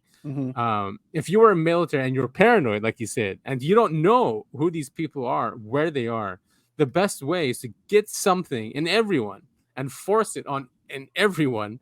Then you'll know, Right. It's just so scary to think about, and I get like why they're scared about it. Well, and there's also a surefire way to figure out who the aliens are among us. I see them on the freeway just about every day. They cannot drive a car. They're usually Asian looking, right? Whoa! I didn't say that. There's a lot of different, boom, boom. It's there's a a joke, lot of guys. different people of different races and genders that cannot drive cars. I know. Actually, on my way to work, I there was a new one. I was stuck in traffic. It was early morning. There was a box truck that had flipped on its side across 2 lanes on the freeway, and I was just like, how do you even screw up that bad? Yeah. I'm assuming they hit like the side, cement thing and Yeah, that's probably overcorrected what and happened. rolled. But man, yeah, just get on the freeway so you can see who the aliens are. Yeah, cool. So really cool stuff that he brought to us. Not many other. Did I ever tell you that story about I almost got a NATO card? No. When I was in Iraq. It's okay. All right. So when we were in Iraq, we had to go get our IDs from the Department of Defense, right? So there was one area where you'd go, but this one area would print all of them. They'd print the U.S. Embassy, they'd print the DOD, and apparently NATO. So the group there, when it was my turn to go up, they were up all night. And I remember she printed my ID and she goes, "Oh, wait a minute, that's a NATO ID." She goes, "I'm sorry, I've been up all night." And then I'm like, "Damn it, I almost got a NATO ID." But all those guys were there back then. Everyone. Oh wow. I know. All right, we can move on from that. Oh, so now we go from that to this. You have Dr. Brandenburg. He's a very respected. I guess he's a contractor for the Department of Defense. He's the one that figured out that there were nukes launched on Mars because he found, I think, xenon. I forget what he found in the atmosphere there. But the DOD gave him clearance to tell everyone that in Mars's past there was a nuclear holocaust that happened, and there was probably a civilization there.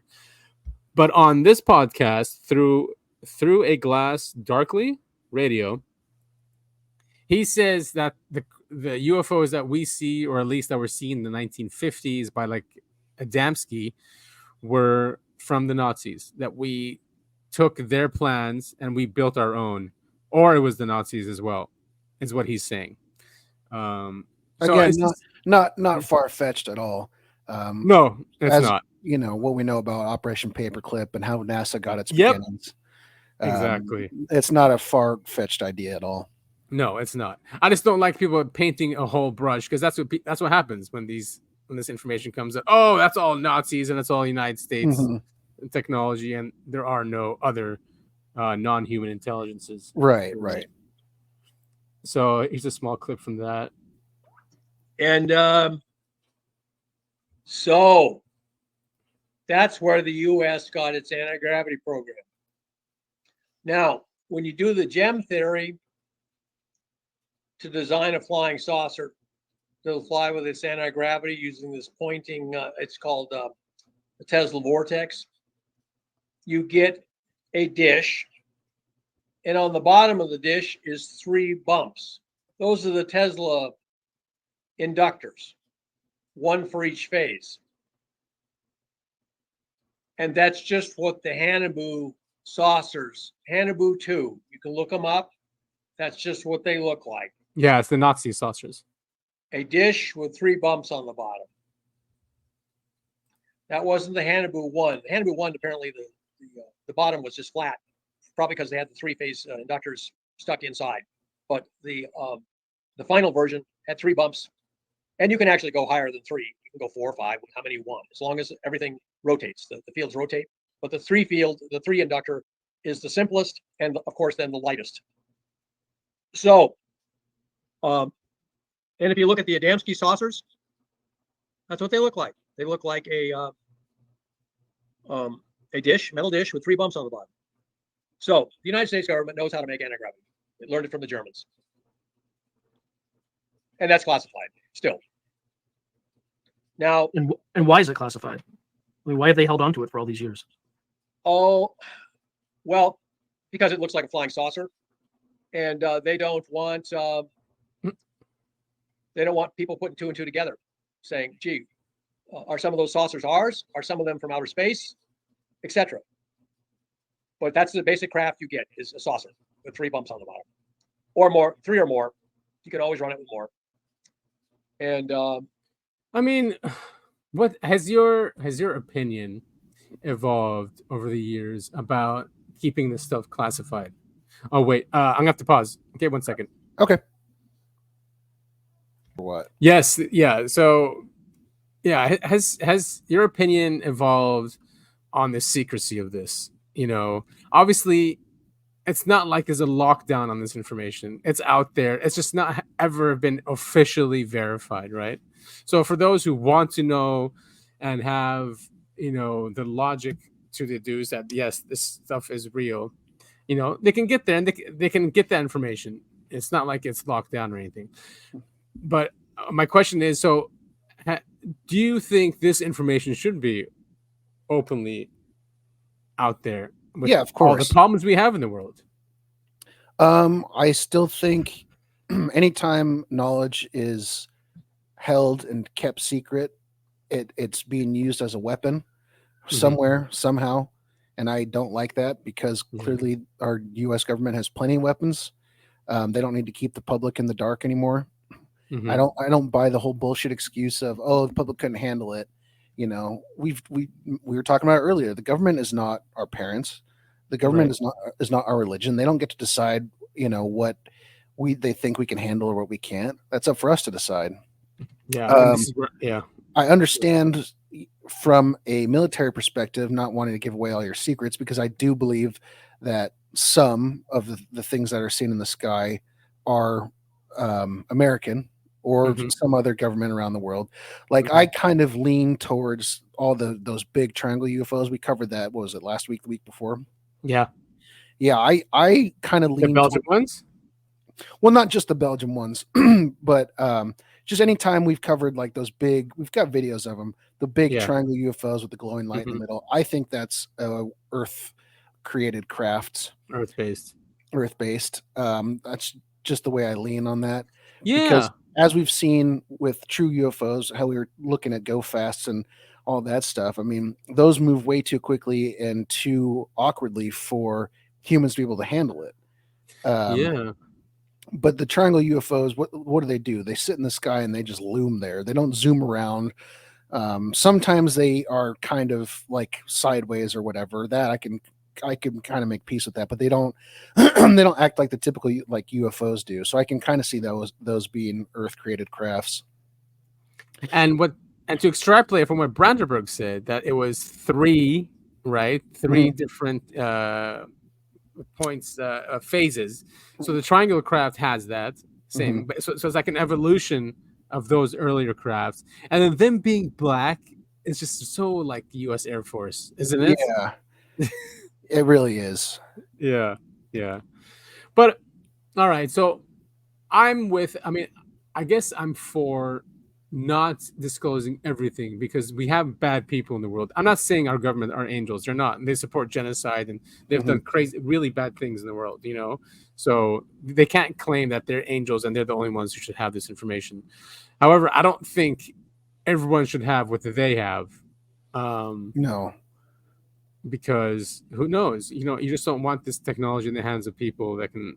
It's like nukes. All right, tell everyone nukes are real, but we're not going to tell you how to make them. Right, or where they are. I mean, that's I completely agree with that. So just tell us. Non-human intelligence is real.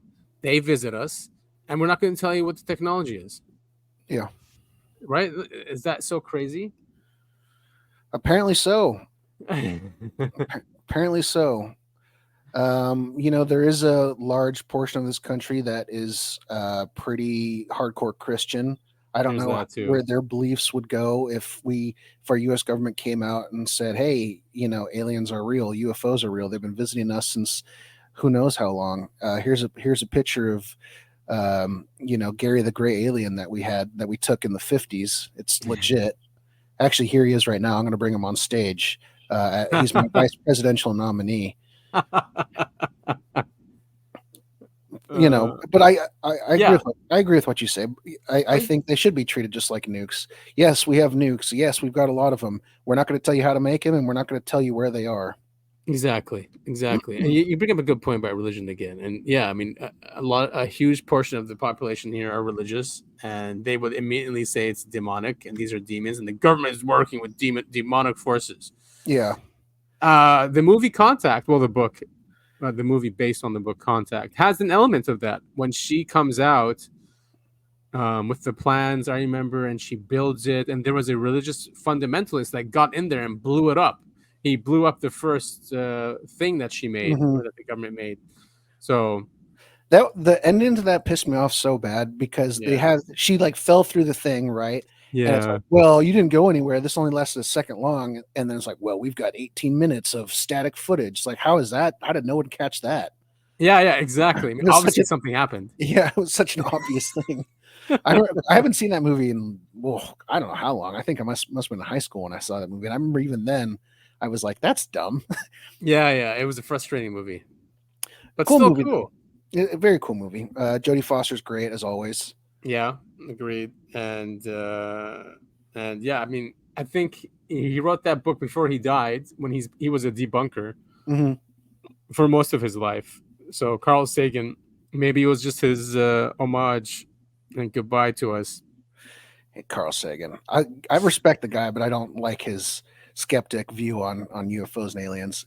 Me neither. Well, he came up with that quote, right? Well, again, I always bring up this abduction. It's probably the most famous one, the Betty and Barney Hill. Betty had a star map of where the aliens were from, and he came out and goes, "Oh, that could be anything." It's just, and it like lined up perfectly with the star charts and all that. Like, there's all this proof, and he would just go, "No, it's not real. Just 3 dots." No. Yeah, so he goes, the question of whether one believes in UFOs is a matter of evidence, not belief. He also said that extraordinary claims require extraordinary evidence. Unreal. Thanks, Carl. Just a wet blanket. Yeah. Carl Wet Blanket Sagan. That's what everyone called him. I heard that. Wet blanket, huh? Yep. That was his nickname for his whole life. So you sent me this. It's from the Netherlands. Yeah, there was a couple good videos that were posted on Reddit recently that I thoroughly enjoyed. So it's another orb, too. Yeah. So it looks like phones are getting better. A little bit. Yeah, I mean, it's not as blurry as they used to be. And like the zoom is working good. Mm-hmm. Look at it, it's pulsating. And it looks like this is not fully at night, and it's not during the day. It looks like dusk. Right. Or dawn. Yeah. Dusk. But you can see it rotating. It's rotating and pulsating. As these orbs are known to do at this point. Yeah. And if anyone's saying it's CGI. Yeah, you'd have a tough time calling this one CGI. This is just another weird, I mean, how do you explain this? Yeah, I mean, especially that's going behind the trees too. Mm-hmm. It's moving, like, there it goes. Going left and right. And yeah, I mean, erratic. Yeah, there it goes. Anyway, another cool lights in the sky video. It doesn't look like it comes back. No, he's looking for it. Too bad. What else do we have? Oh, we have a Nazca mummy update. You sent me as well from Paul Ibarra Meda. Yeah, a lot of weird stuff has been happening. I can't wait to get the full scoop on the Nazca mummies. But this is one of the what is it called? Pterodactyl? No. This is like one of the parts of a skeleton they have. Oh, okay. Very odd shaped hand, if that's truly what this is. So weird. Could you scroll down just a little bit? I can't see the full picture. Yeah, I mean, it's just a weirdly shaped, if that's truly what it is a hand. But there's no thumb. I don't know. And the fingers have like, how many joints? Like 6 joints there? Like way too many knuckles. Yeah, I always thought this about like things of aliens, and like, you know, how we have an opposable thumb, and it makes us create things. You know, we can create things intricately and accurately. It's the whole basis of our evolutionary point. Yeah, having thumbs. That's why we beat out all the other animals. I mean, could you imagine trying to create something with 3 fingers? No, you can't, unless it's just like magical wands they use them for to levitate things. I don't know. Yeah, who knows? I mean, it's hard to think about. Yeah, it is really hard to think about. So, I mean, here we go. It's a X-ray. Mm-hmm. Yeah, just way too many segments on that hand. Yeah. And the Yeah. bone Yeah. structure in the quote unquote palm is bizarre too. So this guy's saying last night's last night's interview with biologist Jose Rios allowed us to examine one of the gigantic hands with a semicircular bone, not found on any living thing in our planet, on our planet, nor in any fossil record prior to its appearance in Nazca, supporting the extraterrestrial hypothesis. Interesting. Very interesting. And very creepy looking hand. Ugh. Yeah. Because you can look at that. Look how, who hooks this? Like, I wonder if it rolls up. Like, you know how you can curl your fingers into a fist? Yeah. Rolls and roll like a fruit roll up. It has to. Look, yeah, because it has, you can bend it here, It's got here, the joints, here. Yeah. And there, and there. And here. And on the here. knuckle. Yeah. It rolls up like a scroll. Interesting. So Anyway. what does he say? He goes, there is a metal plaque that the doctor noticed on the back of the hand too. I thought releasing this would be risky, but I think it's time. I gotta be honest, I don't know what to make of this. Every single person I got to interview about this said that there's a giant pterodactyl's hand. Tridactyl hand that is currently under thorough investigation by specialists. There it is. I mean, it is it's a story that's always being updated weekly. It's not going away. Much as the CIA tries to get rid of these. Yeah, honestly, I made fun of it when it first hit the Mexican Congress. Because it seems so ridiculous, and the pictures don't do it any justice, and they started x-raying and doing scans and everything else, and the more and more we hear about this, the more proof is coming out that this is something. Yeah, and the MRIs, and then that one that was pregnant with a baby. Bizarre. Very bizarre. NASA's lunar orbiter. You sent me this as well. Yeah, this is great. NASA's lunar orbiter reveals hidden tunnels on the moon. Love it. So much moon talk. AJ on the Y-Files just posted a long compilation of all those different moon videos, and I'm running through that, and man, it's great. Hecklefish apparently is running for president. Be sure to go out and vote for Hecklefish. Yep, they did a whole ad about it. I did not see that. I watched. What was the last episode? Wasn't it about the Philadelphia experiment? Yes. Yeah, that was a good one. Yeah, I love the Philadelphia experiment. I don't buy any of it. It's been pretty thoroughly debunked, but it's a fun story. It is fun, especially that Al Bielek guy. Yeah. Oh man. Hold on. I'm going to read that sentence there. The presence of conduits below the lunar surface has been theorized and extensively debated for at least 50 years. The analysis of NASA Lunar Reconnaissance Orbiter radar data reveals what lies below the Mare Tranquillitatis. Tranquillitatis. I don't know. It's like a big, what's it called? Crater on the moon, I think. Yeah. A team of international scientists published a research study. Scientists have demonstrated the existence of a tunnel in the lunar subsurface. It seems to be an empty lava tube. The research study was published on July 15th in Nature Astronomy and is the result of an international collaboration. So it's cool. NASA is still doing stuff. Yeah. Especially that they've said that it could be hollow. You know, it would make sense that there's a bunch of caverns, huge caverns down there. Yeah. Really, listeners, go watch the newest episode of the Y-Files, and I mean, all this stuff is talked about. There's a lot of weird things about the moon, things that I have learned and forgotten over and over again, such as, like here on Earth, the new rocks, you know, even on land, they sink over long periods of time. So the older you go down, the older the rocks are, but that's not the case on the moon. Exactly. It's the opposite, which is bizarre in and of itself. Right, which means someone excavated it. Right. Plus, you've got the fact that they crashed a lunar lander into the moon, and the moon rung like a bell. That's pretty common knowledge. For an hour. Yeah, it just rang and rang and rang. I mean, and just how big it is and where it's placed, and it's a perfect position for eclipses. Yeah, and people and their cultures that talked about the days before the moon arrived. Yeah, that's also covered in the Y-Files episode. Yeah, that's also pretty crazy stuff. I hope you play that moon video I sent you. Did you send me a moon video? You don't happen to have that lined up, do you? I don't think so. That's too bad. Or maybe I do. Because we're seeing a lot of people with amateurs with telescopes are seeing all these giant things happening on the moon. I mean, what was it, like almost a year ago? We had that guy. Was that from Reddit? No. No, it was I don't know what it was. I can't remember. I sent it to you like either yesterday or the day before, so it's going to be further down the list. But people are capturing all sorts of weird stuff on the moon. Oh yeah, more orbs. No, that's the one. So maybe it was from last. Oh wait, maybe it's this one. 1 second. But yeah, oh yeah, I do. Yes, I remember seeing that you sent me. How come I'm not finding it? Because I remember looking at it now. It was something. It was something in orbit that dropped. Yeah, it looks like some sort of big ship over the moon that's dropping something to the moon, like a smaller ship. Was that the most recent one Pretty sure. that you sent? Oh yeah, here it is. Here, let's take a look. Moon occupied. Whoa. Yeah, I mean, what the hell would this be?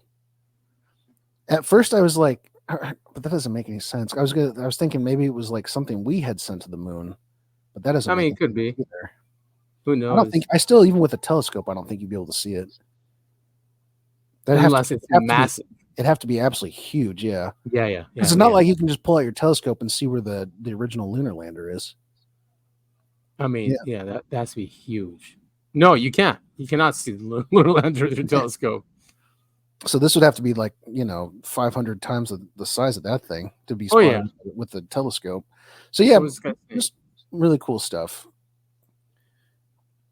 Elon Musk. So that's it. How come there's no context really? Is the moon occupied? This was recorded on a high magnification. That's it. Okay. This is Reddit. You're not going to get context or anything worthwhile. Just cool videos.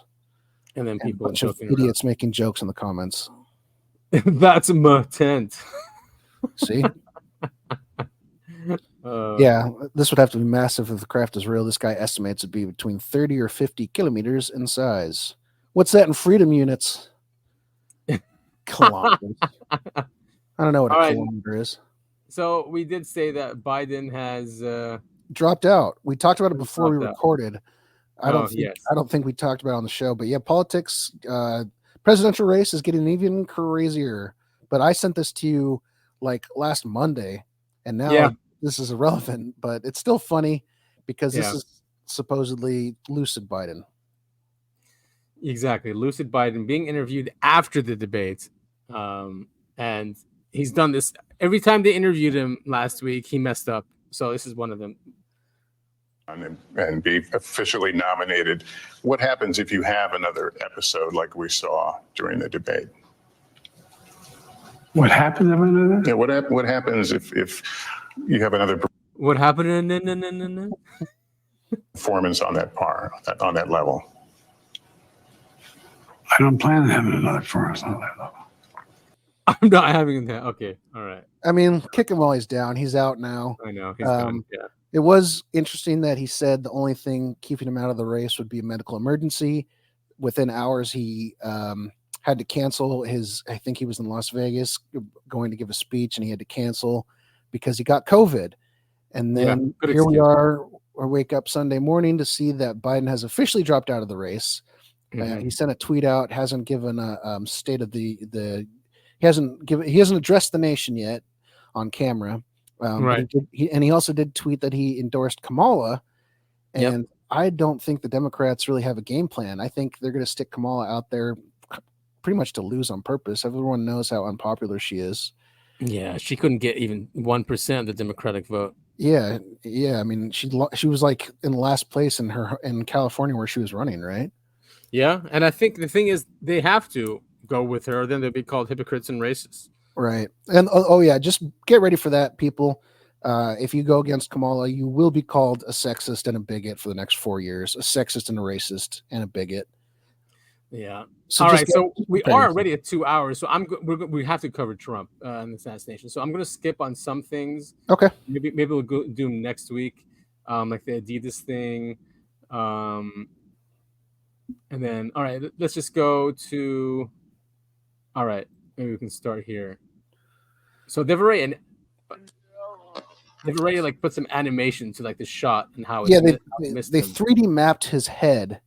Yeah. and replayed the shot, as you can see, he would have been killed. Oh yeah, he should. He definitely. He should not be here. He really shouldn't. And he just happened to turn his head at the right second. It's so crazy. So I know there's a look what happened. boom. Yeah, look, just because he cranked his head at the last second. Lucked out. Very bizarre. Again, rest in peace, Corey, the firefighter. Died Rest in peace, Corey. protecting his family like a true man, true hero. Of course, a lot of people are saying that this whole thing was faked or staged. I don't know how you can fake a gunshot going by his head. You cannot. People are saying the guy was supposed to miss on purpose, but you don't miss by millimeters like that. He clearly got lucky. But It does seem like this was allowed to happen. Yeah, exactly. Allowed to happen. As we'll see from this animation here, it was the closest building there, an open roof. Why didn't they do anything about it? They had him in his sights, and only when he fired is when they killed him. Like to shut up the patsy. There's been a lot of people questioning the Secret Service, as they should. The head of the Secret Service came out and said the only reason they didn't have their own agents on that rooftop is because it was too sloped and therefore too dangerous. And then they come out and then say something about Iran, and that they said that they beefed up the security because of the threat. And Trump was like, no one told me anything about that. So you can see the machine trying to cover up already and trying to blame Iran for what happened. It's just nuts. I mean, the powers that be are really pushing for us to go into Iran now. I mean, why not just put all the other countries on a bingo card in the Middle East, and let's see how many we can invade. And who's left? That's all who's left. They got everyone else. I can think of one more country that starts with an I that could be invaded there because they're doing some. No, but I mean, like all the other countries that we did on behalf of that country, right? With an I, yeah, they're the only ones left. Right. But I mean, the whole thing is just completely bizarre. As everyone's seen at this point, people in the crowd are pointing up to this kid crawling up on the rooftop. Yeah. The Secret Service and the cops knew about this kid minutes before he even fired a shot. Exactly. And they did nothing. They did absolutely nothing. And you'll see that there are more shots fired, and Trump is so lucky. It wasn't just that one that grazed his ear. There were the other ones too while he was down. And here, this is a great video that goes through it. It's the 13th of July in Butler, Pennsylvania. Former U.S. President Donald Trump speaks at a rally. It's only days until he plans to accept the official Republican nomination. He's just minutes into his speech when shots are fired. Take a look at what happened.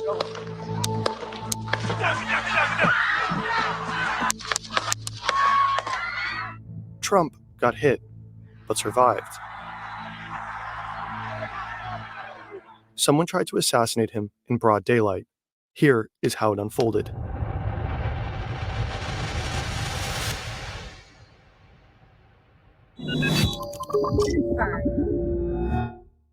By the time this video is published, new details might have emerged. It's a hot, sweltering early evening as tens of thousands gather here to see Trump. Pennsylvania is one of 6 vital swing states that will help secure the win in the next presidential election. Butler skews heavily Republican, and it is a blue-collar town. This is a big crowd. This is a big, beautiful crowd. He is surrounded by supporters. Most are sitting or standing in front of the stage. Some sit on the bleachers, center, left, and right. Trump's support staff and security, including Secret Service agents, are right at the stage. Behind him are 3 large buildings. On the roof of the building on the far left and on the far right are Secret Service snipers. They are constantly scanning the surroundings, looking for threats. They can be seen in this video filmed by a crowd member. Hello, Butler, and hello to Pennsylvania. I'm thrilled to be back. Trump begins with his speech. Things seem normal. He turns to the right and points at a chart showing statistics on border crossings. At the same time, several people in the crowd notice a man with a gun on the roof of a building close by. It's too late. Take a look at what happened. All of a sudden, bullets start flying. One even gets captured on camera. Another building, about 400 feet or 120 meters north of the stage. The shots are coming from here, on the roof. The gunman is 20-year-old Thomas Matthew Crooks. He is armed with an AR-15 semi-automatic rifle. The gun was legally purchased by his father. First, he apparently fires a round of 3 shots. Take a look what happened. Trump reaches up with his hand. The first bullet pierces the upper part of his right ear. He will later say that turning over to the right at that exact moment prevented the bullet from hitting him right in the head. He ducks down behind the podium, and within 3 to 4 seconds after the first shot, Secret Service agents swarm the former president and shield him with their bodies. Crooks opens fire again, immediately, with 5 more shots. Right before the first shot by Crooks, one of the snipers on the left roof behind Trump seems to detect the gunman and prepares to return fire. Take a look what happened. Some outlets report that these snipers killed Crooks, while the Secret Service confirmed its personnel neutralized the shooter. We could not corroborate that it was in fact these specific agents.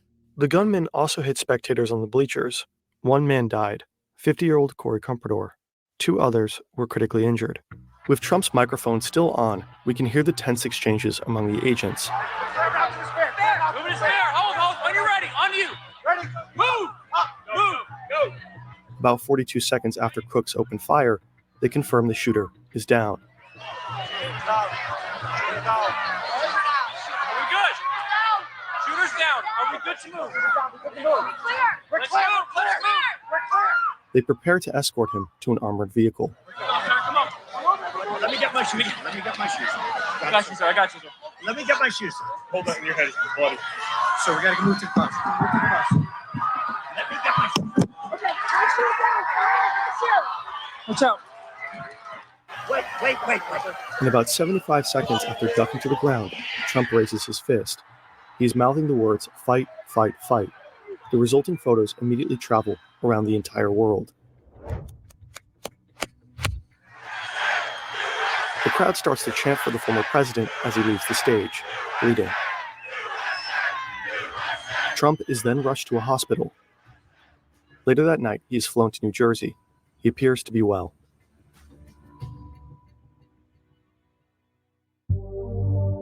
There are a lot of questions we don't have an answer to right now. Why were the forces unable to prevent the attack? Analysis on X suggests that at least the snipers on the roof behind Trump were likely scouting for dangers further away, with this rooftop possibly falling into the responsibility of other law enforcement agents. We were unable to corroborate that. Why couldn't armed men climb up on this building? What was Crooks' motive? The gunman had no criminal history in Pennsylvania's public court records. The New York Times found a voter registration record for Crooks. It shows that he was registered as a Republican. They also found that he donated $15 to a liberal voter turnout group through a Democratic donation platform in 2021. He was a kitchen worker and had a membership at a local shooting club. The FBI found suspicious devices in both his car and home. They are being evaluated by the agency at the time of this recording. The investigation is ongoing, and new information is being published by the minute. President Biden and various leaders around the world condemned the attack and political violence at large. The picture of Trump, bloodied but defiant, with a raised fist in front of the American flag, will surely become a powerful symbol in his re-election campaign. Oh, yeah, crazy, huh? Very crazy. There's obviously been a little bit more coming out since then. This is a really good summary of everything that we knew. But the weirdest part is with the shooter's cell phone, they found links to accounts overseas. Oh, yes. Here, we can go. Is it this one? Oh, is it this one? Rumors circulating that Trump shooter Thomas Matthew Crooks was acting on behalf of the Israeli government after 3 encrypted overseas accounts were just discovered by the FBI on his computer. So there's that. Yeah. But it was weird. The FBI apparently couldn't get into his phone, but had determined that he was a lone gunman. So that's controversial. As we know, Lee Harvey Oswald also called lone shooter, and more evidence seems to support that was not the case at all. Yeah, I mean, there's lots of theories. Like so, Health Ranger, they did an audio forensics analysis, and they show possibly 3 shooters. based on the audio analysis. So the first 3 are crooks, and then there's from the building, and then but these could probably be the Secret Service agents. That's kind of what I was thinking too, looking at this. Yeah, these ones. But then there's the building one is what's different, and that's why he had this explanation here, or this theory. There is now a very credible explanation emerging that says U.S. Secret Service agents, on orders from Kimberly Cheadle and Alejandra Mayorkas, placed a Secret Service team inside the building where the shooter was crawling on the roof, and that the actual shots targeting Trump may have been taken by the U.S. Secret Service from inside the building. This would be consistent with the audio forensics of the shooting recordings, since the distance would be nearly identical to the rooftop shooter. This also explains why counter-sniper teams held their fire until after the shooter killed Trump. Their job was to eliminate the patsy. Note that U.S. Secret Service had eyes on this young man for at least 30 minutes, watching him with an actual rangefinder, scoping the range of the shot, then with a backpack, then scaling the ladder and going onto the roof. They watched him and reported on his progress. They did nothing to stop him. They did everything but load his rifle and pull the trigger. We need an immediate criminal investigation into Kimberly Cheadle and a hard look at all U.S. Secret Service can you scroll down? Snipers deployed that day. This stinks to high heaven. Note that in the assassination of JFK, they also had a patsy, while the real shot was taken by a CIA-run sharpshooter. Cheadle's bizarre sloped roof excuse doesn't pass the smell test. She's covering up something. Yeah, and then of course, you get this.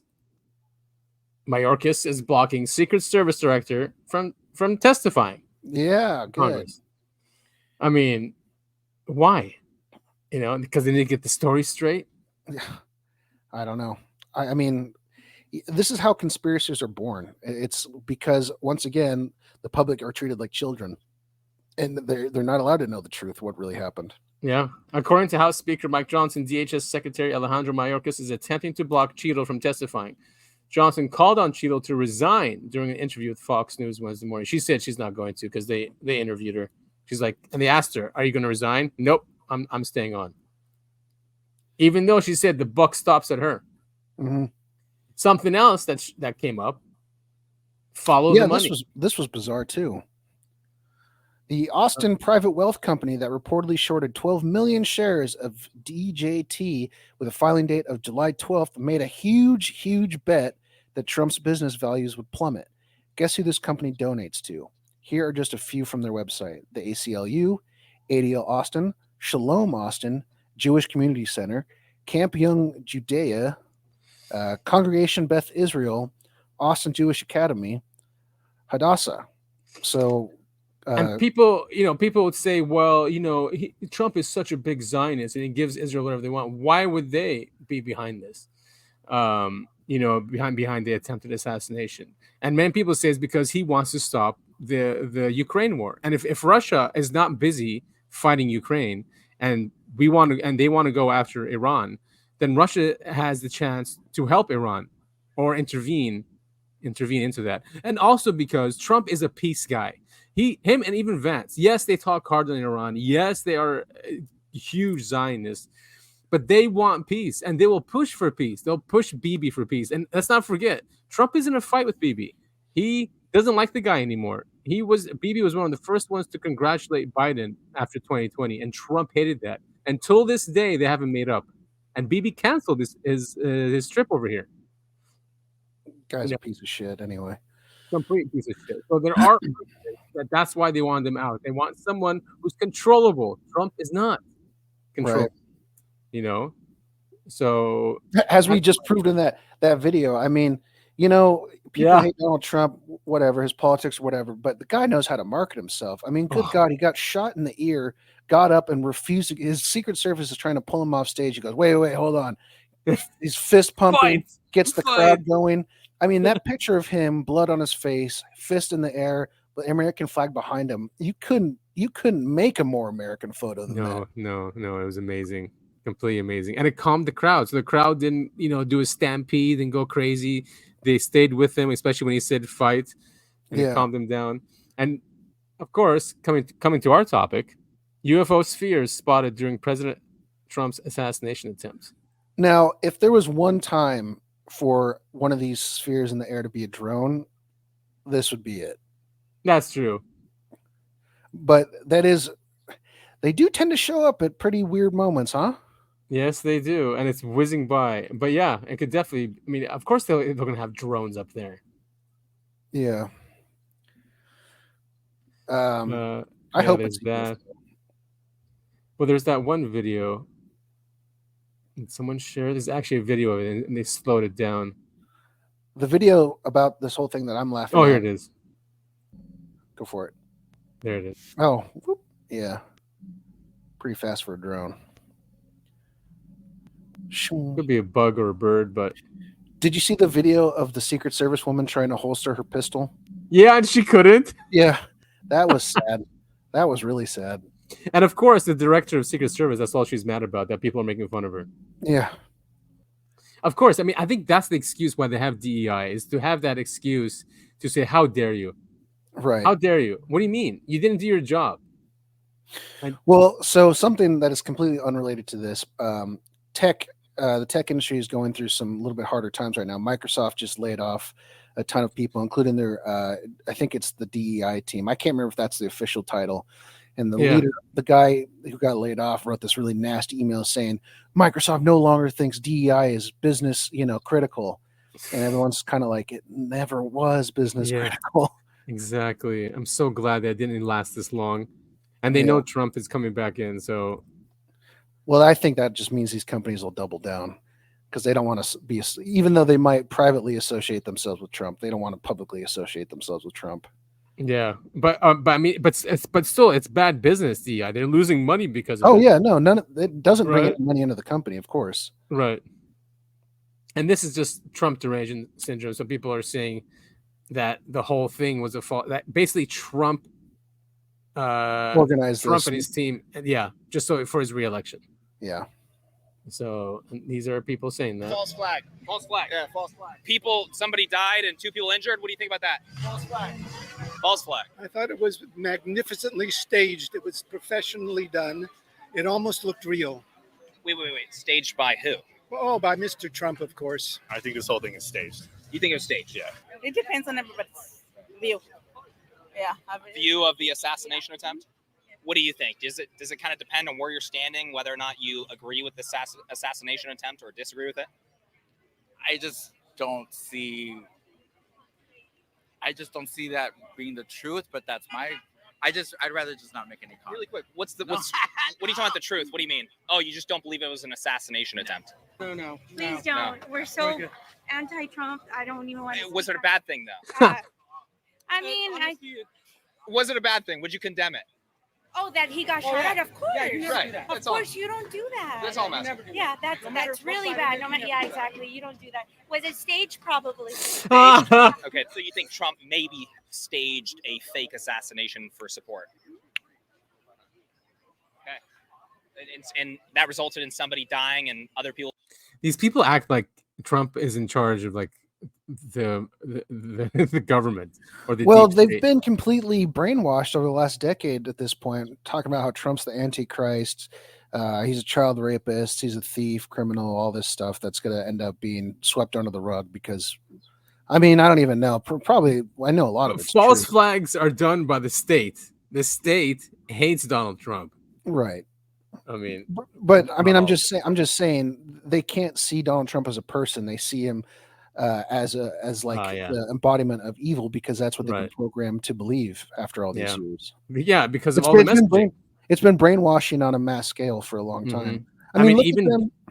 All these same people are the same ones going like, "Oh, the media is being so critical of Biden. It's not fair. Why don't they talk about Trump? They never talk bad about Trump." I'm like, I see that comment on Reddit all the time. I go, where You're the fuck have you people been? Nothing. The media is being nice to Trump, and now they're just being mean to Biden. Where have you been? I mean, people have been so brainwashed by the media. Like I have a family member that said that they wish the bullet didn't miss. I mean, I was like, wow. Yeah. I mean, I hate Biden so much. I would never wish that on him ever. Right. I would be so saddened. I'm even saddened seeing him go through what he's going through now. Like Right, it really saddens me. I feel sorry for the guy. that's the thing, is what it comes down to is like people have been saying stuff like, yeah, Biden's old, but he should be spending time with his family, in his twilight years. They're not saying, oh, he should get shot in the head. Right. But it doesn't go the same way with many people who lean Democrat. They go, oh, like the recent big scandal is one of the guys from Tenacious D wished for his birthday present that the shooter hadn't missed or something. Yeah. Yeah. And everyone's going like, oh, well, everyone's thinking it. It's just like, no, man, just evil, sick people are thinking that. Right. Right. I don't think you'd be hard. There's people on the right who wish death upon people like Biden and Kamala, but I think it's far outnumbered by people on the left who wish death on Trump. Yeah, I think it's because of the messaging. Because subliminally, they always implant things. They always talk about Hitler, and then they and Hitler is all for in our society and civilization. He's like the epitome of evil. He's in all the movies that he's evil, and that they even have like, oh, if I could go back and use a time machine, I'll go back and kill Hitler. So it's justified. So when you compare Trump to Hitler, you'll have people who are given a justification for doing something physically to him. Right. And these people, here it is. They can't believe it. And they're just saying it's a false flag. People being critically injured. I haven't seen the news today. I'm not here for the news. I haven't seen anything. I'm on vacation. So you just thought it was fake? Of course. One person died in the crowd, 2 critically injured. What happened there? Small price. It wouldn't matter to Trump. Do you think he cares if people die for him to be elected? That doesn't mean anything to Trump. Now, staged from whose side? Do you think Donald Trump staged it for attention? Could be, or it could be the other side trying to make a scene or something. But I don't. The fact that they only got his ear and he would like stood up and said America. I don't. Come on. Right. It doesn't feel normal. What is our evidence for suggesting that it was a fake assassination attempt? I think that he walked away alive with perhaps a scratch on his ear. Yeah, it grazed his ear. Yeah. Of course, behind the scenes, that was all fabricated. So no. All right, enough of that. We have to watch the whole thing. But here's another example. Everyone was talking about QAnon a couple of years ago. Now it's Blue Anon. Yes. Yeah. It's crazy how that happens, huh? Pendulum swinging, baby. I've been saying it.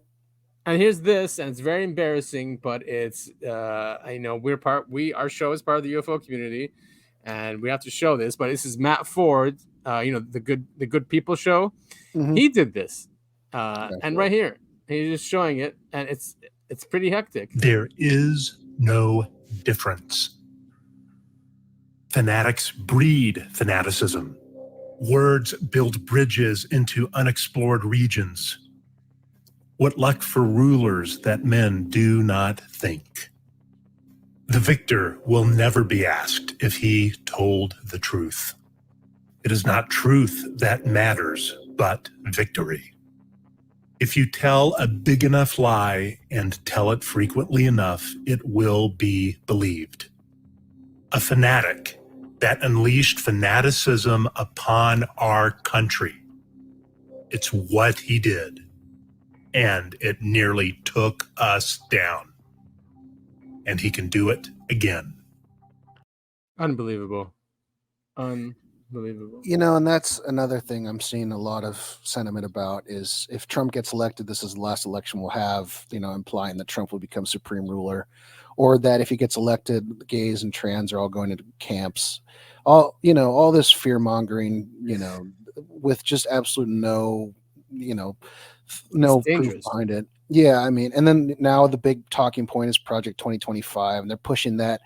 And they claim it's not a conspiracy theory and it's truth. And this is what Trump was going to do when he gets into power, And even though he's denounced it many times. Anyone who looks into Project 2025 knows it's a wish list by a far right think tank with no actual political power.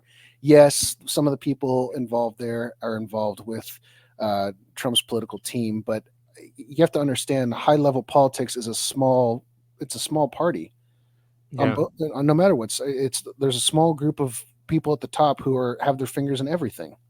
And so Trump is not far right. No, he's not. He's an ex-liberal. Yeah, I was going to say the guy was a Democrat and disparaged Republicans up until he got elected. Yeah, exactly. Well, I guess let's bring in some comedy into this. Breaking new technology revealed to protect your house against the federal government. It is a sloped. Yeah, it's a slope. As we've seen, anything more than a 3-degree slope, the government cannot set foot on it. And It's I too guess dangerous. I guess we can close out. There's a new music video that came out. He goes, in light of this UFO news at the Trump rally, I give you Take Your Planet. I've only watched this today. We're not going to watch the whole thing, but it's really funny.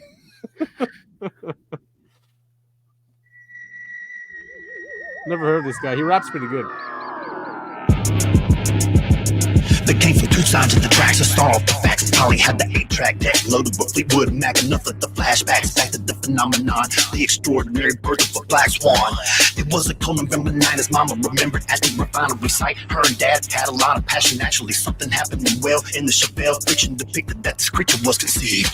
Born, raised in hell, ass first until the earth. The story they tell, unique boy with special brain waves, 2 different worlds, 2 different ways, born to invade, made to raid, superior DNA. I mean, my mama was pregnant with me in the womb, in the same Chevelle, in a nutshell. She said I'm going to hell if I'm lying. The UFO was flying after me. Oh my God, I thought I was dying.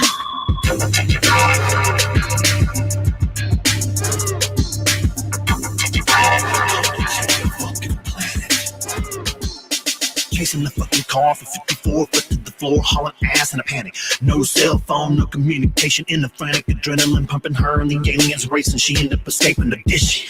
Maybe they were checking the specimen, the alien baby. That would be me, Rocky. L no spit sloppy. Can't stop me, Mr. Miyagi. Run up in your dojo to Kimbe Mutombo, head above the rest. Don't sleep, destroy beast to 3, get dirty to 6:30 on the 3rd encounter. In a fight with my kid brother after ghost riding this fucking bike above his grandmother's trailer was a space invader. Hovered with pulsating lights, define laws of physics, cataclysmic. If Weezy gets a Martian, I'm from a different galaxy entirely. This is an invasion. Obey or face annihilation.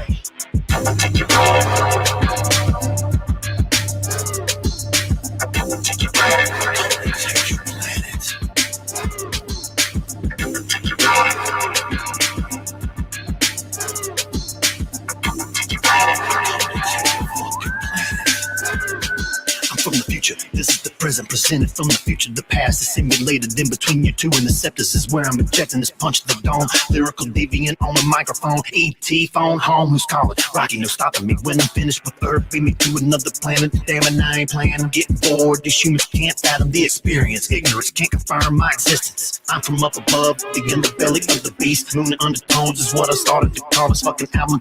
That's too deep, too much. These stupid motherfuckers can't keep up, keep up, keep up. My real family came to see me from where telescopes can't reach. Historically, metaphorically, categorically claiming superiority. And I ain't even put on my fucking ray gun. Oh, hell no! Take your planet.